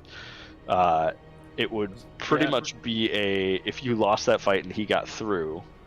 To be continued. It would be we're gonna stop here, and who knows what happens for the future, right. And like try to do character outros of like how do you spend your time from that point on. Right. Probably would have been under attack by like followers of that deity for a time, and a whole bunch of stuff too. But yeah. If you had one though, The gate would close, and then it would open again, but with a different color, and then you would be invited into Celestia to meet the Gate Guardian, who would have been a gold dragon. They would have explained a lot of what I've explained to you here, right? So they would have explained what the prison was, explained that it was old and things have kind of taken an unexpected turn inside. Many of the souls who once attempted to enter the Divine Gate uninvited showed that their soul itself would make other choices in different circumstances. So this is why Arides has chosen to kind of shepherd the city inside there too, in his free time. So because he actually was like one of the original creators of the prison and volunteered to be locked inside as one of the like challenges. He would explain to you that things in Celestia have become kind of heated over the whole Sunamon rise in there. And he'll explain that you all having been cast in and emerged worthy, not to mention stopping Zelnayar, would be given a choice and a boon. He'd explain that that someone before you had also been given that choice, and that was Orin, who chose to maintain the prison, but was given free entrance and exit to foster the souls that chose a better path. And you would actually know him as Everett Digby, who was the merchant guy that hired you to work, Josh. So he was Orm? Yes. Oh my god. Going back in. So he's out there like playing carnival to get everybody. Yeah, he's essentially being a merchant that also takes things out of the portal or into the portal to try to help the people that actually are being good. That's why we saw like weird like super magic items from back home, quote unquote back home, like in the normal. Yeah. Okay. Huh. Yeah, that and my headcanon for the catacombs was it was like a picture in time of real things from the outside world, but all of the creatures inside would be transformed somehow. So like you guys went through one entire floor of the catacombs that had been just like a bandit hideout, right? But everything in there was undead. So in the real world, there was a parallel version of that hideout with not undead, with just like regular people, and the guy actually had a pet ogre like chained to the wall in the back. Oh, that's really cool. So it's like a reflection of something. Yeah. So would our would our Zelnayar battle near the gates have wound up in there at one turn? I doubt it. Unless that might have turned into like a boss encounter on like one of the boss weeks or whatever. It would have had to be something like that level. But the choice that you would be giving would be what to do with that prison. Do you destroy it and the souls inside, as they are the risk of them attempting to enter Celestia again is too high? You could release them in the thinking that there are more good than bad souls within the prison, and it's not fair to them to leave them in there. You could maintain it, so leaving it as is, and it's serving its purpose, and perhaps the proper guidance and good souls can be led to escape on their own accord. So those would be like the three kind of opinions that different gods would have been able to present as well, of like, these are why we think you should do this thing. And then the choice would be up to you guys.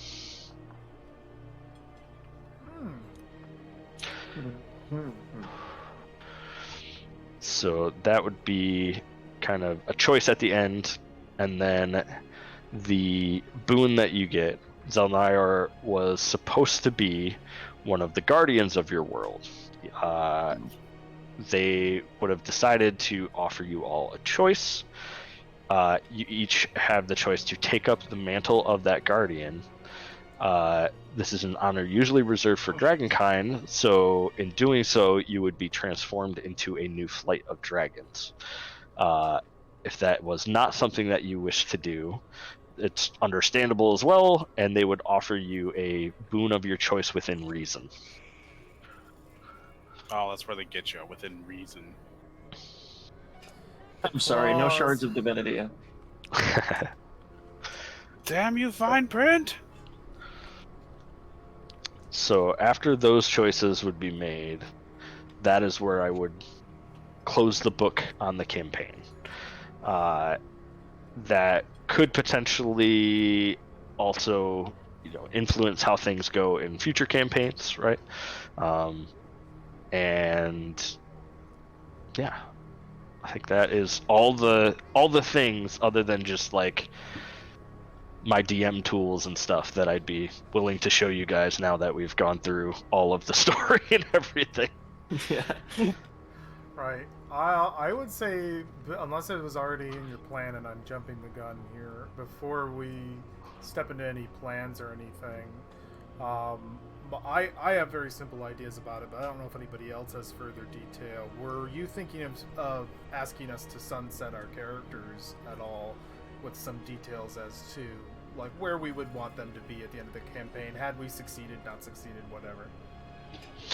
Yeah, so I was going to, now that I've kind of described what's going on, Right. Those choices, since I'm ending the campaign, I feel like you guys get to win, right? Right. I like that idea. So I would ask you guys. I know it's like very long. It's broad. Like it's a long time of your character being built up to choices like this. Right. So I don't expect it to be that I guess tied to everything as it would be. But those choices I would like you guys to make. Pose them again. So the first one is the prison. This is kind of a group choice, so we'll have to do votes on this. So different gods came up and said, we think you should destroy it. We think you should release everyone inside instead. We think you should maintain it as is, with the different reasoning behind those. Kurt's vote would be maintained. I think I would give people a choice to leave. But maintain it, yeah.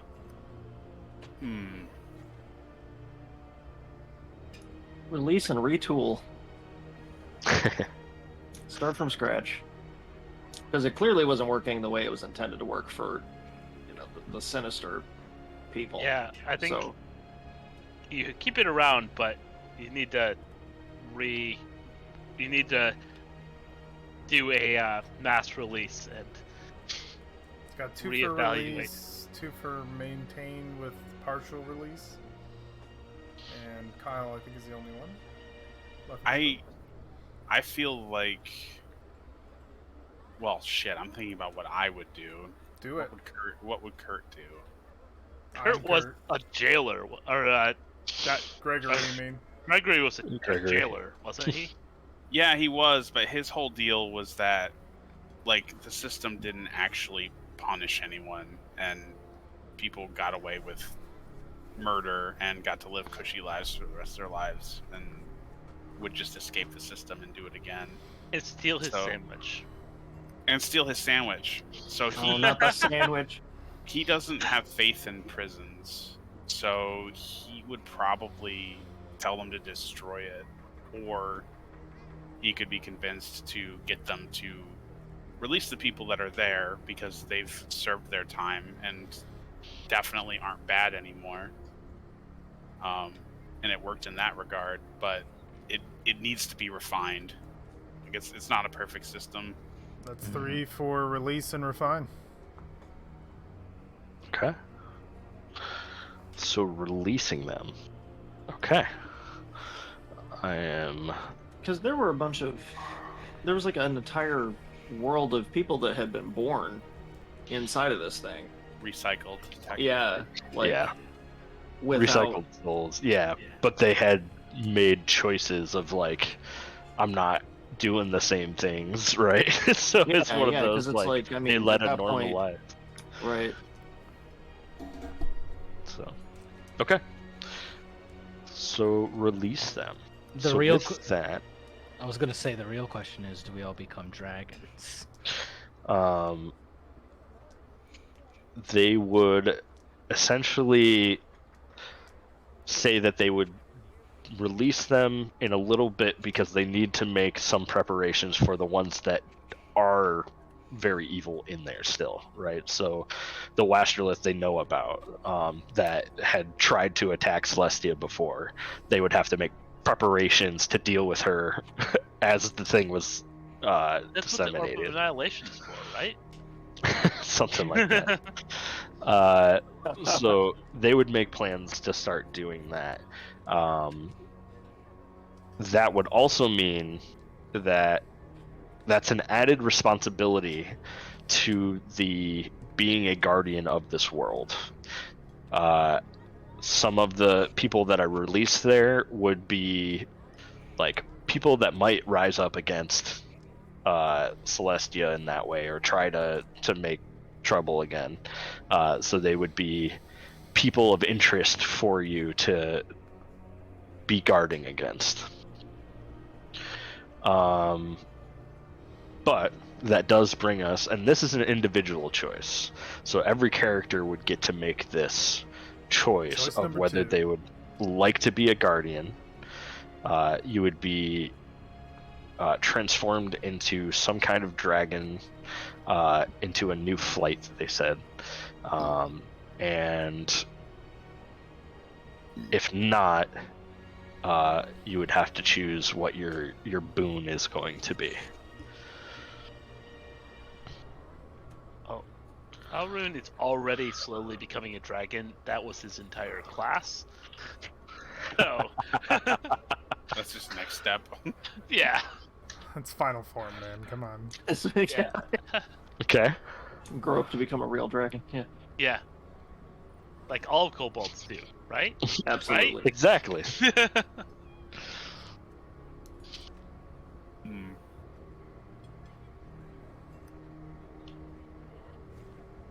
Being a dragon, what duties would come with being a dragon again? So you'd be a guardian of the world. So that is essentially trying to stop a whole bunch of the like apocalypse type of events that tend to happen in D&D. So you would be either directly intervening or shepherding other adventurers to take care of those things for you. That would line up with Kurt's sense of justice. Though, Gregory? yeah, sorry, Gregory. Sorry, Kurt. Kurt. Didn't mean to It speak would for you there. also line up with Kurt's. Dang. You're gonna do that, right, Um, Kurt? Yeah. So I guess the only thing that would really dictate whether or not he made that choice would be twofold. The first being, did he find the sandwich thief? Who was the sandwich thief? Yeah. Who was it? That I would leave up to you, because outside, like, that was a memory of outside Sandwich Thief, Mm-hmm. right? It was Belrond. Come on, guys. We know it was. Motherfucker. Bell. It was Balron again. But Alright, well, he's dead and a kid now. He'd kill a kid. Oh my god. Oh, boy. Anything for the sandwich. I think, yeah, Gregory would totally be a dragon, Like and then the probably evil use that guardian. power to kill the sandwich thief. You know, if he ever found him. hire a party of adventurers. You could to kill just, him. you Oh could my just, God. you could just make a sandwich with the power of being a dragon. It's always the point. Justice must be served. So I've got Alrun and Gregory going the Guardian route. Hjalmar, Kurt, and Argo. Oh, I'm being a dragon. Okay. I think Argo would be like, I'm done. Like I've lived this life. It's got my old life is gone. That's an interesting circle of you came from Eberron into this world, and then this world, now you're going to end up being a guardian of it. That's right. Oh, but he still has his. Oh, he's like a metallic dragon. He's like a robotic dragon. So we'll get to that in a second.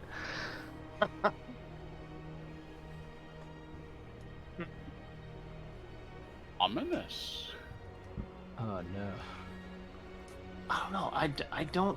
I think Kelmer would be one of them that wouldn't stay. Yeah. 'Cause he's got unfinished business Okay. because That's a boon. I mean his then. yeah he would be the one to take the boon because his family was killed by those cultists out in the woods, right? Mm-hmm. And the whatever god that was like spoke to him, so he probably would follow that, get that resolved. Because I mean that was a big thing for him, was getting back home to his family. Like I gotta go either avenge them or fix this problem so no one else has this again. So he would be taking the boon. He would be the one probably to take off then. That's a very good point, but I guess my counterpoint to that would be, it's really easy to kill cultists when you're a dragon. Yeah, I'd probably try to convince you to stay and become a dragon. Oh man. Well, Alrun would just use you as his champion. well, if you become the guardian, aren't you? I mean, you'd be like Sunamon. You'd be there permanently, right? Or do you get free passage? So Vacation days. this is not the not guardian of the prison. This is guardian of the outside world that you Okay. came So from. I am misinterpreting this. Huh. And who knows, those cultists could be threatening the world, and you might have to kill them anyway. I was just thinking, like, there's no way that would have been a small deal. There would have been something behind that, right? Because on that scale, but I mean, yeah, no, maybe. I guess all of us would. That kind of changes it, because if we were all on the Plague Council defending the realm anyway, right? Right. So on the outside, yeah, you guys had joined the Plague Council to take care of this. So that felt like the most pressing thing at the time. But that doesn't mean you didn't have more things in the background. Yeah, no. No, I mean, it would be take the power then, yeah. Do the dragon thing. Okay. Kurt? Kurt would decline the guardianship. He would take a boon. Okay. What boon would he ask for? He would ask that his name, his presence, his memory of all those he had interacted with throughout his very long life forgot his name, forgot those memories, save for 4 people: Alrun, Argo, Hjalmar, and Gregory would remember him. Yeah. Aw. He would be forgotten to time, essentially, by other people. Not he's forgetting; it's other people forgetting him. He will Okay. He will remember, but he would like that any from his past life up till this moment effectively forget any interaction they had with him. A fresh start Okay. is what he's asking for. Right. That would definitely be doable. Awesome. So they would do that. But hey, bear with me now. The possibility of just becoming a dragon and claiming to be somebody else. It's not the life I think he would want to live. She'd be a dragon. The party is a dragon. Random song. Random song we've called it. Oh my god. Just make that, Alex. That's great. I love it. Yes, I did. Amazing. Let me just make sure this is get this in here. Four On screen. four ancient wyverns just beating the shit out of level 2 cultists. It's amazing. So, in choosing that, Kurt would have all of that granted, Excellent. and then where would Kurt go after that? Kurt would travel. He would take to the road for as long as the road would take him, until he would find himself a quaint, probably decently sized village, where he would hang a sign on a shop door that says Kurt's Creations. And inside that shop, he would live out his dream life, a peaceful blacksmith, working his craft, maybe making a family. Who knows? Pestered by 5 immortal dragons. 4, Had 3. a weirdly large number of dragon scales just to work with. I'm sure his four friends, the only people who will remember Kurt from who he were, would have some form of draconic tact to not just show up in dragon form. Right, how you doing? Kurt, do you know any of us here that have any form of... Oh, no. I am sure you have the power with all your guardianship to take a much less imposing form. Yeah, If like you visit Kurt. you would all have the ability to shapeshift into essentially your current forms, just as many metallic dragons are able to do that. Personally, I think we should show up as like the I'm totally not a dragon form. It's like, wow. yeah. Just the fanciest motherfuckers who ever show up. So for the rest of you,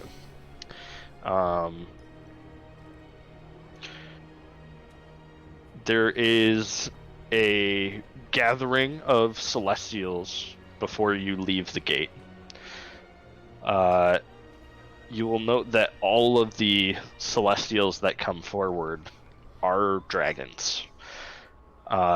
They will perform a ritual that transforms you all into a new flight. Not just a new flight, but a new form of dragon. You will all be born into the first flight of salt dragons. You'll be given... Okay. You're given... Similar to how gemstone dragons work with psionics, you work with crystal. Your forms are able to grow and outstretch in crystalline matrices, and you're able to create some very strong material out of that. That might be a thing that Kurt ends up with a couple of extra pieces of here and there as his great. friends visit him over time. Yeah, Absolutely, we are materials, sponsoring. guys. We're sponsoring Kurt's Creations. Yes. But using these new abilities, you spend a very long lifespan fighting against the forces that would end the world that you are now sworn to protect. How long? Will they Uh, live? Will they live like a millennia? potentially. Interesting. It's a very, very long lifespan that I don't know the end of yet. So you all would live long enough to bury Kurt and to know his son and daughters. That's interesting. Maybe and their children. This is kind of cool. And we could protect the family line. Yeah. One additional Alrune thing is in random off times, he also starts random restaurants everywhere. Like, Oh my god. That's great. Can I have like a duplex? He's still got the freezer box. He Can takes I- it everywhere. Can I, Breaks off a little salt and grinds it up every once in a while. can Kurt's creation have a duplex where like on like it's like attached to the side, like it's the Oh, absolutely. It's like the split franchise. Like, It's like the gotta have an Alvin restaurant. the illegal pop-up stand that he made for a little while, Right. but it's in every town. Oh my god, yes. That's great. Mick Alrune. Oh, we franchise out. We would meet your children. He's like, you know what? You remind me of someone. I'm gonna name you Kurt number 2. Kurt number 2. Oh my god. My name is Frederick. Kurt, good old Kurt number 2. Jesus. The duties of being a guardian are not you're always doing something. Is there anything else that anyone would like to detail as an outro for their character, as this is what I spend my time doing when I'm not off fighting the bad guys?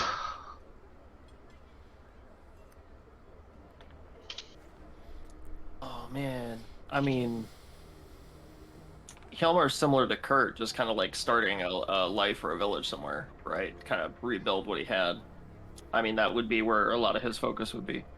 Going back to being a lumberjack, man, he's a very simple guy. So As a dragon. You can transform back into your human form or Goliath form and do that. That's fair. I dig it. Hey, you want to be a lumberjack in my village? It's open. got a, that's a blacksmith, possibility if you find a restaurant. remote one. Yeah, that'd be great. What Alex said? I said there's a blacksmith and a random Rest- little restaurant. restaurant. We all live inconspicuously in. We're just Oh my protecting God. Kurt that whole time when they're off And his time. family line, yeah. This is Yeah. my new fucking starter campaign for the next group. It's a West March. Start Kurt- in that town. Oh, Kurt, yeah. Kurt opens the door and he goes into the tavern and he finds enough of me splashing vodka in my face. Oh, God. I'm still not used to the whole consuming thing. The more terrifying thing I think about that town would be is that town would get attacked by random bandits, and then there suddenly just wouldn't be bandits. Must have moved on. Oh, that's great. Love it. I'm down. So I've Canon heard now. a little bit from Alrune and Hjalmar, Gregory and Argo. I think Argo would definitely, not a crafter. It's kind of his role and profession was a bounty hunter before this. So it's like, maybe in his spare time finding the most, like, ridiculous bounties in the mortal world. Like the most dangerous humans he could find. But also living in Kurt's quaint village. God, everybody's got to have a hut in Kurtopia. Come on. Absolutely. Oh yeah. It has Kurtopia. it has a cooler name than that. Don't use that. Figure out a cool Jacob name. That's what Speaking we of call names, it. I have to know a very important thing, Ed. Yeah. Is creation in Kurt's creation spelled with a K? Oh, of course it is. Absolutely. It's All right, two Ks, cool. man. I can die happy now. Additionally, Ed, the entire time you're wandering, the pop-up food shops just appear along the way. Yeah. Anytime I go to another city for like supplies or anything, I'm always There's just like, another how food the truck." hell? I don't know how he got it there. All right. He just doesn't tell Kurt it's him for the first like 20 towns that he goes through. He goes in to check the menu just to confirm that the specialty items at his village aren't on this menu, and he just goes, right, good. Making sure Alru knows where the original is. Okay. Perfect. You can't get an Alrune McRib anywhere else but my village. So, how about Gregory? Man, I don't know what he would do with immortality. I think he would, well, nigh immortality. He would probably get his jollies off hunting down people who couldn't be reached by the law, and then get really bored of that really fast and get disillusioned with the fact that there will always be someone else that the law can't reach.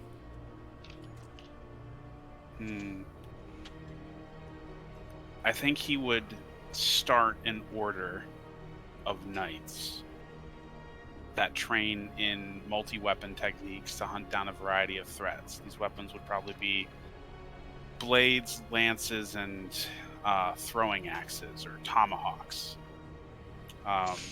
These would be the knights of the BLT. Yes. And, That's a good name.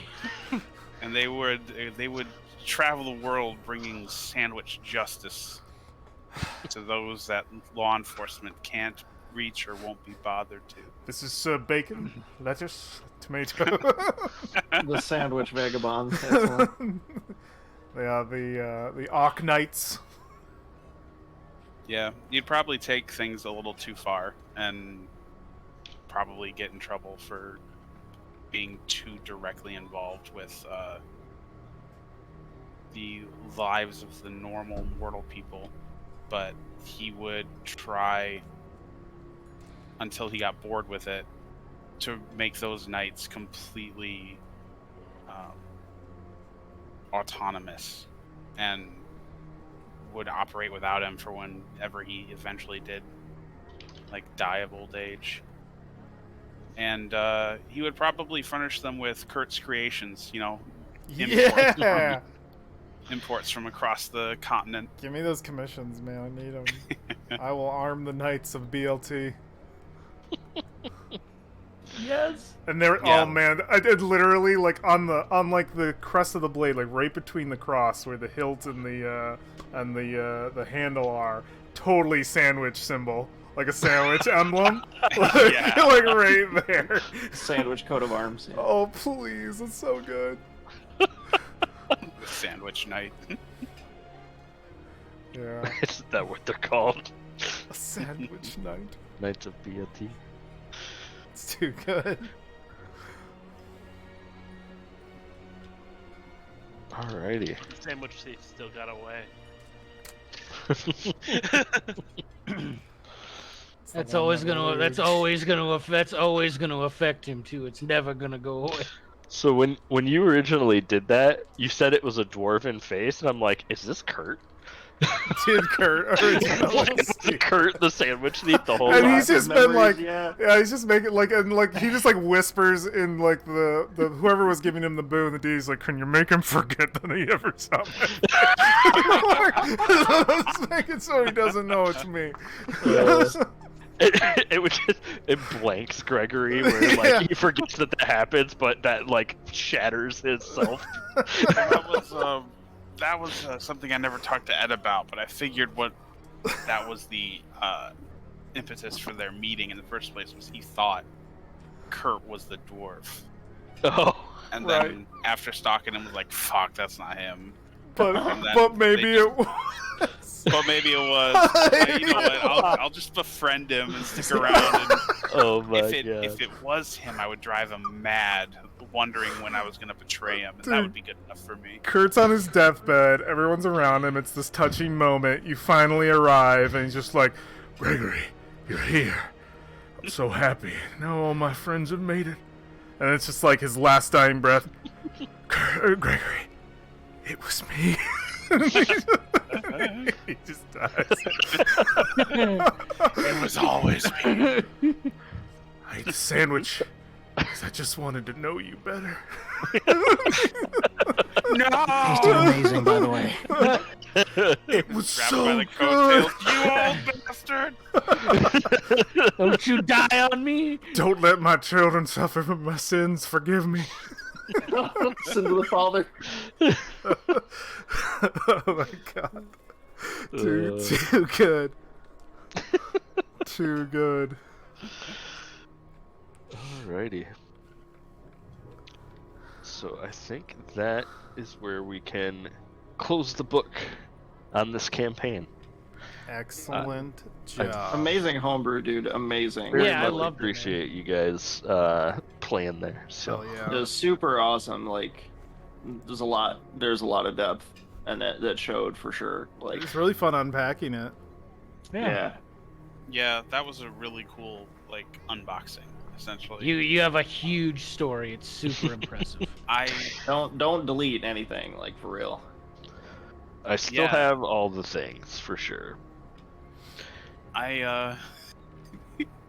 after hearing all that, I was just like, how did this guy think he was gonna do this in 3 months? Yeah. No, but that's like, It's good to Who have the cares? ambition to build that much. we could have for kept sure. going. Yeah. I mean, yeah. The problem is, when it started out, I was like, okay, I could just, start them down this thing. It'd be like a young dragon, it doesn't matter. Fast track. Yeah. And, fast track them down, start them out going that direction. And then we spent, 4 sessions in town. And in that Well, time, I was, building out more and more things, and it became too big. I still You group myself. played. So Jacob, you played Tomb with all of us. Okay. Yeah. Yeah. That was supposed to be the dumbest dungeon crawl in the history of dungeon crawlers, and we were all supposed to die. And what did we do? We got attached to our characters. Right. Yeah. A bunch of idiots. And I paced it out for forever. It lasted way too long. Then we combat crawled through the entire jungle because if we stuck our heads too far out, we would get killed, and we can't have that happen. Yeah. Except for Alex, who was just like, "Hey, that looks like a trap. I'll skip over No, there I and know. trip it." My God. My next Well, campaign will someone go has faster. to do that. Someone It's has true. to be the canary in the Tomb of Annihilation. Yeah. Somebody. By the time we got to the 3rd level of that tomb, I had that mentality. It's like, somebody's got to trigger this fucking trap. Someone's gonna make it. We see it. Let's go.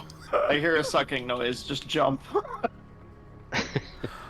Right. Well, if that is everything for Skyfallen, unless there's anything else to be said, I can outro us at the end if you're good, Jacob.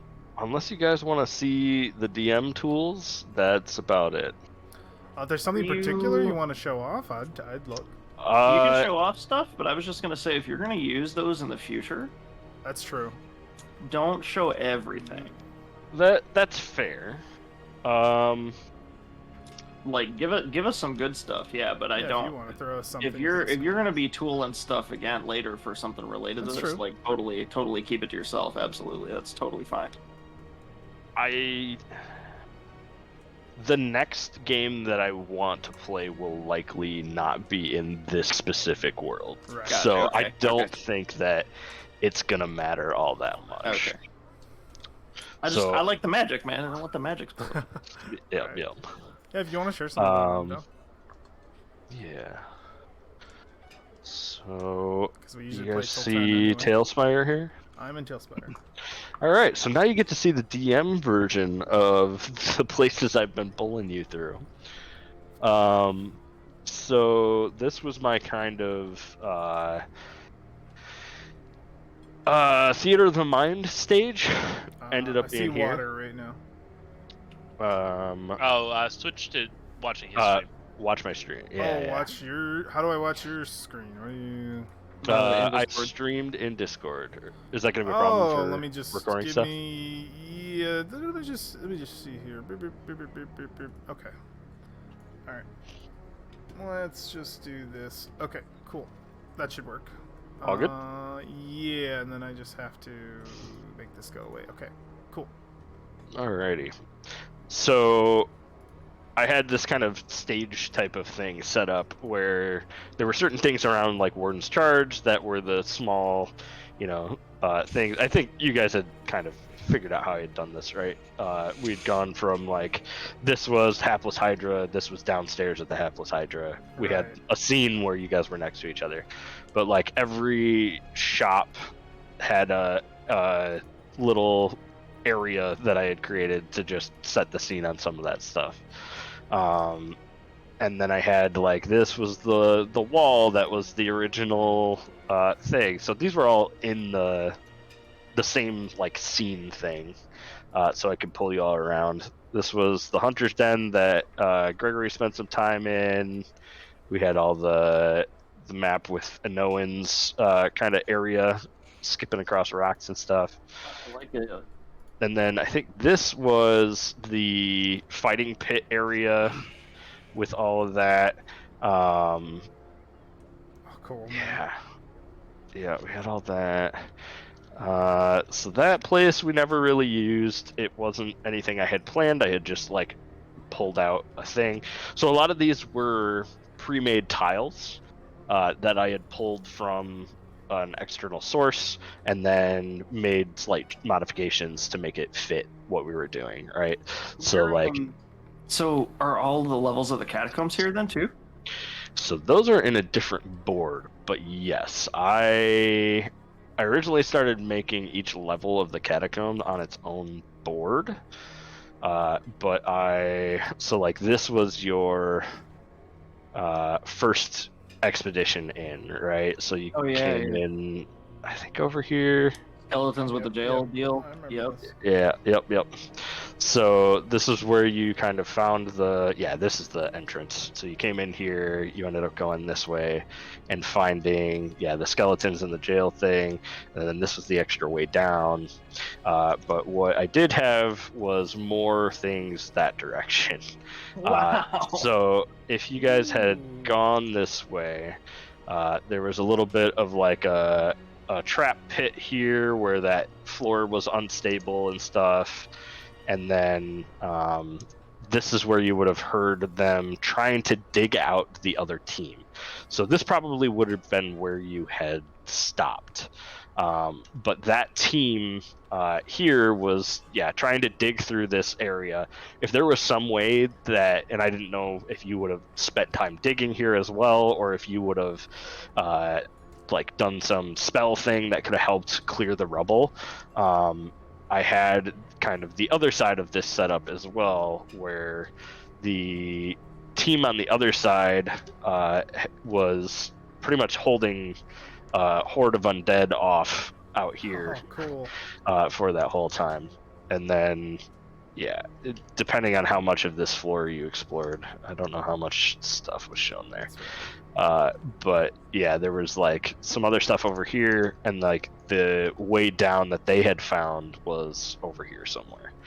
I think I had this too, but I don't remember. Dalespire turned out to be really awesome. Oh yeah. Yeah. That's So Yeah. this was me kind of combining a whole bunch of stuff together when I first did this, and like this room was all one thing, but like I made some of the hallways and combined a couple to make some of the interconnecting stuff. This would have been another like treasure room that you guys could have gotten a whole bunch of stuff out of, but I was never expecting you guys to go that way. So that was like the very first expedition floor.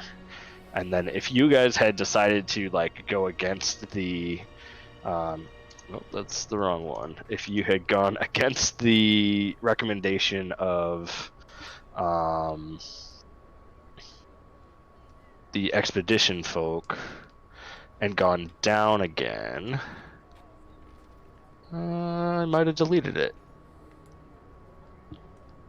I had another floor ready for if you had gone down. I didn't Do know you a have- ton of what was there. Do you have the portal floor where we would have gotten out? I'd love to see that. Oh yeah, you said you designed the final fight, right? I hadn't designed the final fight in here yet. Oh, I damn had it. I had the encounter ready to go, but I hadn't done it there. All good. So this was the one that was your expedition that you went through Yeah, and I cleared this remember whole this one. floor, right? You found that the entrance to the second area was there, but I would have had you go over here, and I had the whole second and third floor ready to go over here too.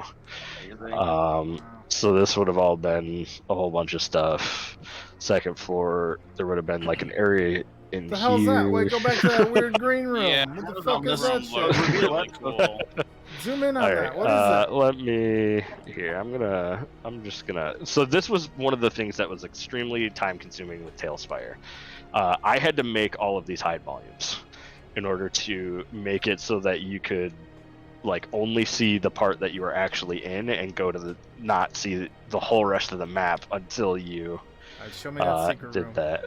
But like all of this was trying to see routes that you would get there. Yeah, Get in so there. this was Zoom in on that. this was the end room. What the fuck Yeah. is this? Get in here. Let's cut down a little bit here so you can see. So this is like an Oh. interior cave that there's into like that a shrine center, in there. Yeah, so there's Whoa. some stuff in there, and This would have been so fucked to find. Holy shit. yeah. So this was the end of the second floor. So down here was the entrance to the third floor. Oh, that would have been so creepy. Yeah, and so there was a bunch of stuff in here, and there was another. So the secondary gem room would have been up here. This is where you would have found the diamond, had you done it this week. So that was the other thing that kind of made it tough for myself, right? So every week I planned on it resetting. So I think I might have saved that floor for a different Ah. one because you never went to it. Recycle it later, yeah. Right, exactly. So I'd moved it around, but this one was all connected to that. So if you had never gone down there, this all could have been ended up being in the next one. But yeah, so you would go through all of this cave stuff, and this was themed to be Underdark. So this was one of the things that, like, I had a roper in here that. Ooh. So if you guys had peeked into the second catacombs floor, I would have had you start here. These bats would have flown away from you and gotten eaten by this thing, and you would have seen that from afar. Okay. And Kurt would have known what that is. Oh, cool. And Yeah, that was going to be my Underdark. way of telling you, like, oh, hey, you're probably not supposed to be down here yet, just level-wise, right? That's what I would hope would have been the signal from that.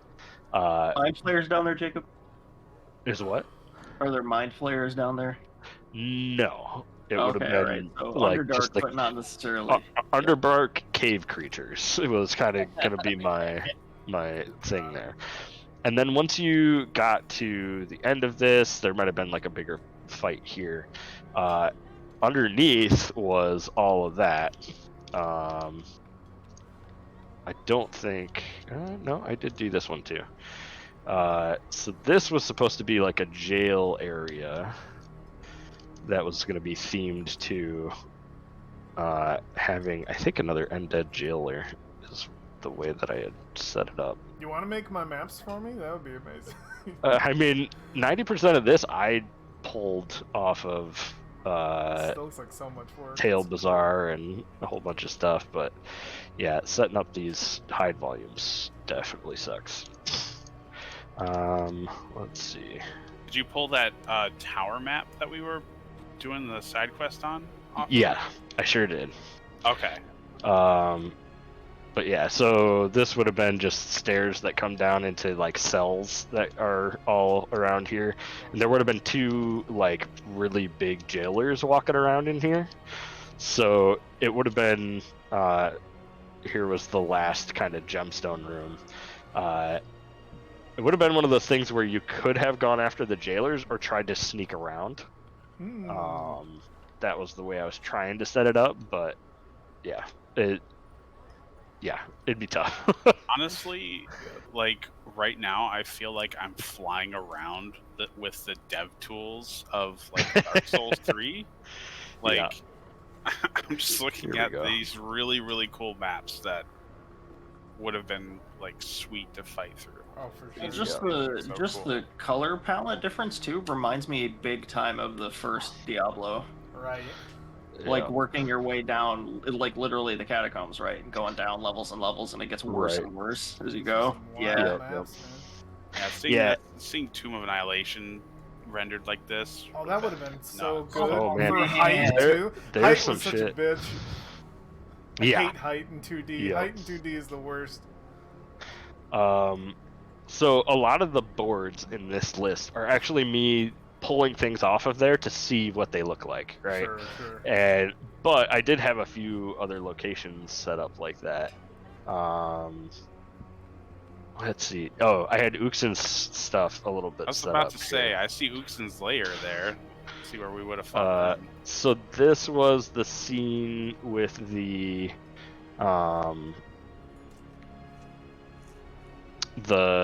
two generals and Uxin talking were on this bridge. This was a fortress that she sets up as her forward base, so this would have been like where her armies would camp out. So I thought about having some kind of mission that would take you here and trying to either sneak past the armies, or when they were out raiding something, like heading here to like recover some stuff, because they just had a lot of like swamp-based things and some I love really this old set. I ruins. love it. I love that But- leading up to the tower and stuff. Yep. That is It's fun. so But cool. yeah, so that was one part, and then the actual lair that I had set up. So Oh, it's man. gonna be this. Ooh, So dude. if you went to Uxin's lair to fight her originally, this guy wouldn't have been there, but Right. I think I cleared it out so that her lair is actually down here underneath, so there would have been entrances to get in there, and so you would have fought her down here. Man, this is making me want to use Tailspire for whatever we end up running next.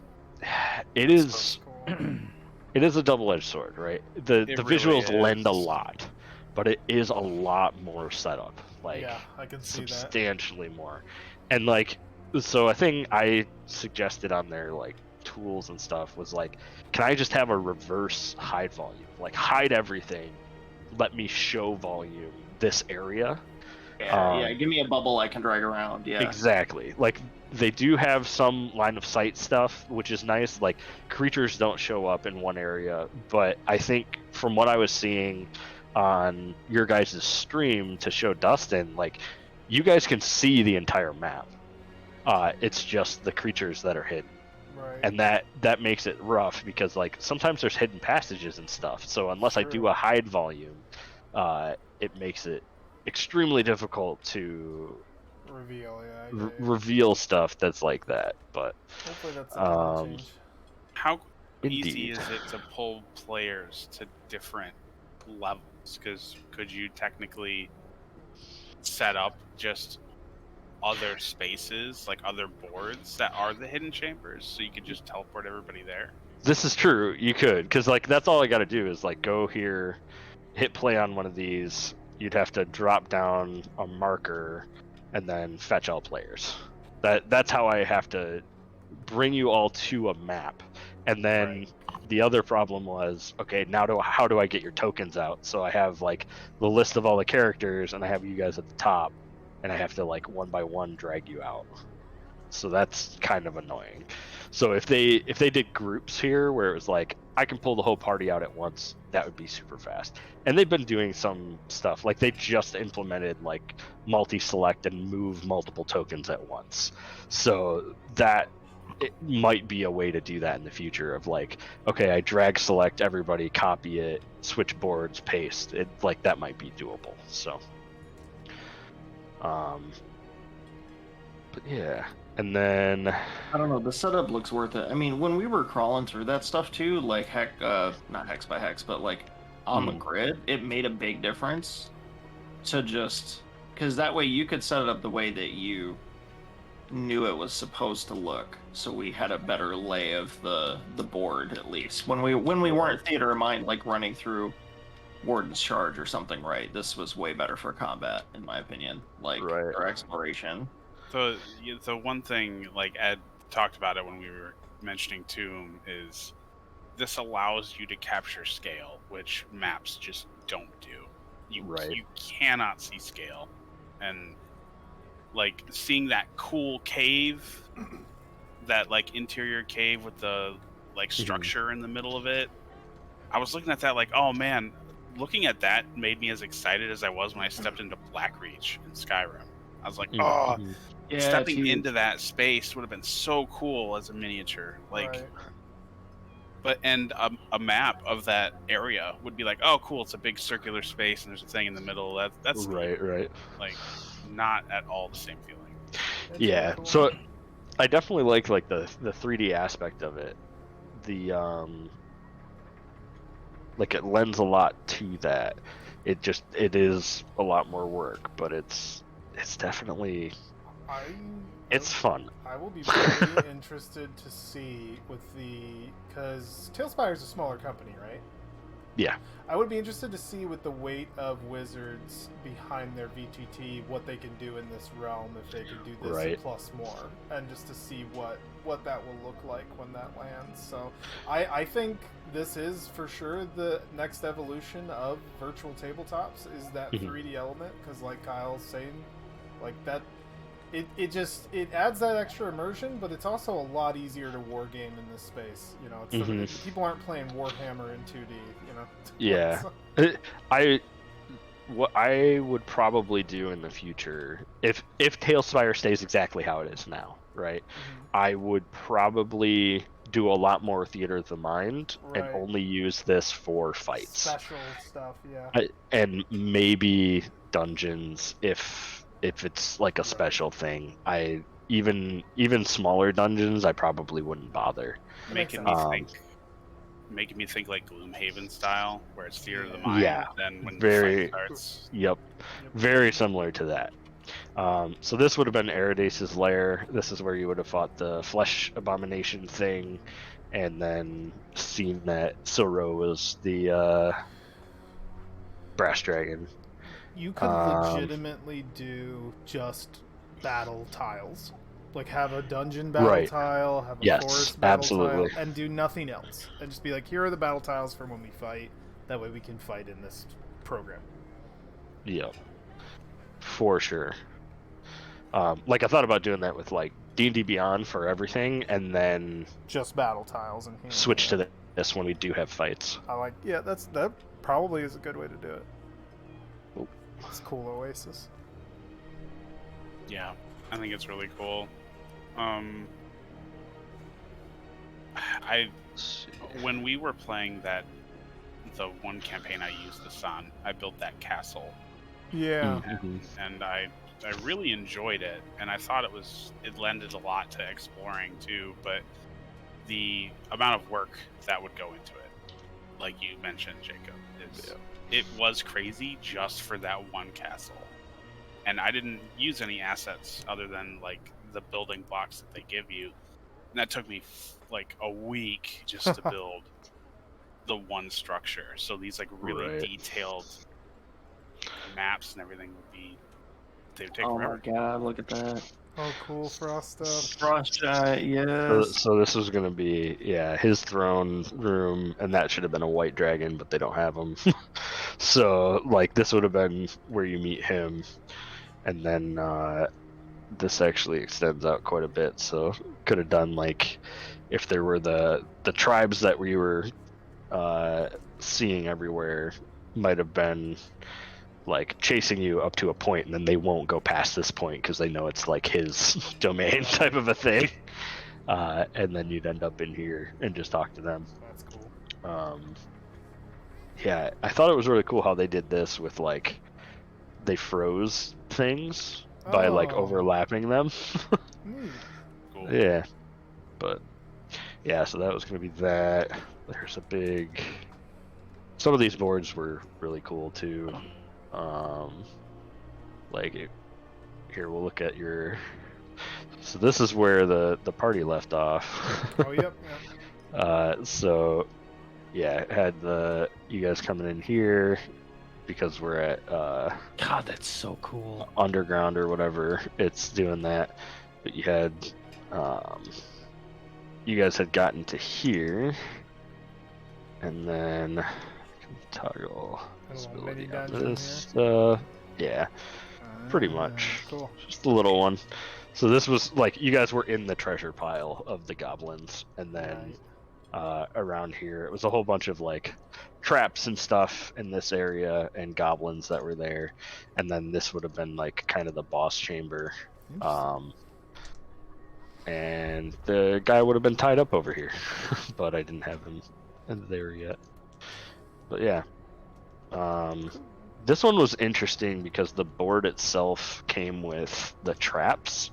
So like it has a bunch of pieces over here for like the tree that falls on you. There's like a swinging log trap that comes down. The pit traps all have their own little pieces that you can copy paste in there to replace something and make it look like it's changed. So like there's a big pile of logs over here somewhere, right there, that you copy over here because there's like a corpse down here, and if you go look at it, they'll drop logs from up here down to there. So you delete this piece and put the log pile down here. Like they paid a lot of attention to detail with this map. That's cool. Going to the building? Yeah, so the building itself had a lot so it had basement level, but this was a secret entrance over here that went down into the caves. So if you like keep cutting away, I see. like the goblin throne thing goes up into the bottom of that. So it goes into that staircase, and that's a secret entrance. And they actually like took every little detail in there. But then there was that was all the basement stuff, floor. and then you come up main floor. And then if you go up to this floor, this was where you'd have your enforcers hanging out. They had like crossbows ready, and I made sure you could actually see like line of sight to where that cache was. Where you guys jumped down in the pit was over there. So yeah, that's where they would have been hanging out. You could have found a diary there that explains some of that, or orders or something. And then they had like a upstairs lookout tower thing so whoever made this is just incredible at that. And like, because there were also alternate ways into everything, right? So you guys went in a little cave down here, but the like main path will take you up to the house. And even in the house, there's that secret staircase that takes you down there, but then also there's this barn out here, and that barn will also pull down, and there's a hatch that will take you down into a basement that has spider encounter. And they really then, put the detail in. Yeah, a big chunk of the walls missing there. That'll take you down to this side of the goblin area. So it's just a whole bunch of shit. And I love the effect. I love the effect when it like all of the stuff moves away too. Yep. Now, you like bookmark on the height track on the right side for different. So like, because you're just dragging it up and down until you see what you want. Is there any way Right. to like mark where specific things are so you can just click and jump? Or Not that I know of. I also don't know what this lock actually does, because you can still drag it when you're doing stuff. So I don't know if that's lock everybody else at a certain height. I tried on that, these and I like don't think it complex works. maps, you're like, okay, I know where I need to go and I know what the name of the bookmark is. Can I just hit Right. it and set the height? Like have someone Yeah. hit like an anchor or something for the camera. Right. And they do have essentially, if I can find they have like settings for, what is it? The like environmental effects. So I think I usually name them in here. We're in Goblinade, so well, maybe not. Yeah, so they usually have some environmental thing. There they are. So there's a bunch of environmental things that's like you can apply it. So that's like the under cave one. This would be daytime in like the morning. This would be midday, and then this is like nighttime outside. Oh, cool. So it gives you all Some the presets. presets for that and gives you sounds and stuff for it as well. So they did pretty well with that kind of stuff, and it added fog, and yeah, That's legit. yeah, that's nice. But they don't have presets for cut away to that spot. You can drop a pin like anywhere and come back to that, and I use that often if you like actually convert it to a bookmark. It shows up in this list under the board, so you can just jump straight there. Okay. So I use that heavily in like my Theater of the Mind one, because I can just jump straight to any of those maps pretty easily that way. Right. But that's how I use Tailspire. Thank you for going over. It's cool to see the Yeah. behind the scenes of all of it after the campaign. Yeah. A lot of really cool maps we didn't hit up, but it's really sweet to see the capabilities of the program. Yeah, and there were some. I think I showed Kyle at one point, but like Icewind Dale have for maps sure. for Icewind Dale in here already, and Yeah. That's pretty cool. yeah. Yeah, for the free this gens, was- that's fun to see people remake them. I've seen a few in Tabletop Sim, but they're not quite as good. Yeah. Could you imagine like a sponsored, like the next big? That'll be what the Like- VTT for D&D will do, I'm pretty sure. I have a feeling they'll do that. Yeah, this was the unused second floor of the thing, where if you found that secret entrance and then actually went down there instead of Nice. going back, this would have been, you would have ended up in this jail cell with a mimic over there, and then a whole bunch of stuff. Were there any other big ones you wanted to show us before we wrap up? I don't think so. I think the only other thing, I'll quit Tailspire, Okay. and see if can you. Oh, it stopped my stream. So what if I share it now? Here we go. So this was part of my spreadsheet. This was the characters. So I started tracking all the characters there, and I had over 60 something different characters God. going. Oh, hey, if it organizes it, that works. Yeah, I had a ridiculous amount of tabs down here, one Yeah, I for can each see. session, and different locations. And for magic items, I had it set up so that the stock of Warden's Charge would end up rotating every week, and like I randomized these, so I just like change something and it'll tell me like a new thing that got generated. The way that I had this set up was with D&D Beyond. If you go search all items and you go to page 9 and the 20th item on the page, that's the magic item that spawned. Ah, And That's so cool. Yeah, that makes it easy. just pumps out an ID and you can just look at it. Yep, and then these were, that was the gold per round loot challenge thing, but these were prices that I set based on rarity, and so those would get randomized over here as well. Just I went through a all set lot. up. Yeah, you Yep. worked really hard on it, and I think, honestly, it is an amazing first campaign. Even though we're wrapping it up at this point, I think, like, everything you're showing us in the background here, there was an incredible amount of love and work put into it, and honestly, I can say I thoroughly enjoyed myself. Yeah, same. No, man, like That's the goal, wow. man. It was a comfy. It was a comfy campaign. Super It also into is. yeah. It's also very endearing. We are all very gruff. We all have a deep fucking voice. Yeah, that's fun. Watch us So all have hilarious. high-pitched voices next time. Yeah. All right. Well, if that's where we want to wrap it up, then I think we should be good. So, for our YouTube viewers, this is the end of the Skyfallen campaign, but it is not the end of our games that we will be uploading to YouTube. We have a new Dungeon Master who will be taking up the mantle for our next campaign. Sir Kyle will be stepping up to the plate in place of Jacob and will be running us a new game of which we probably don't have details quite yet, but I'm sure we'll be hosting a session 0, and we'll probably have all of that going on right then and there when that gets uploaded. As late as March is the goal for that one. We want to keep games going with this group. We love playing together, so we're going to keep roundtabling it, and Kyle is next up on the up to bat.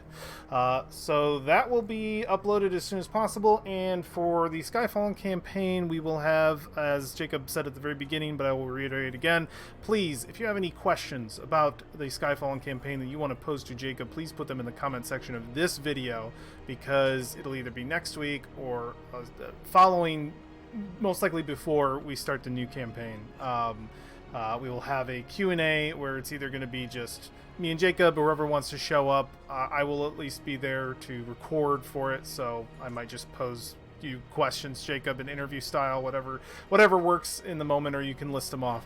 But please put your questions down there. You're giving out some kind of Q&A to us as well, so we'll have some potential extra questions from players that might pop into the head later. But so there will be one more episode regarding that, just to wrap up any loose ends, and we want to involve anyone, Pig, perhaps you, or anyone else who might have been listening in on some questions. But that is everything. Thank you again, Jacob, for running such an excellent campaign, and to all of you for continuing to have a blast with me and everyone here playing some motherfucking D&D. Hell yeah. All right, we will talk to y'all next time. Take care. Bye. See ya. Bye. Awesome. Bye, See ya. friends.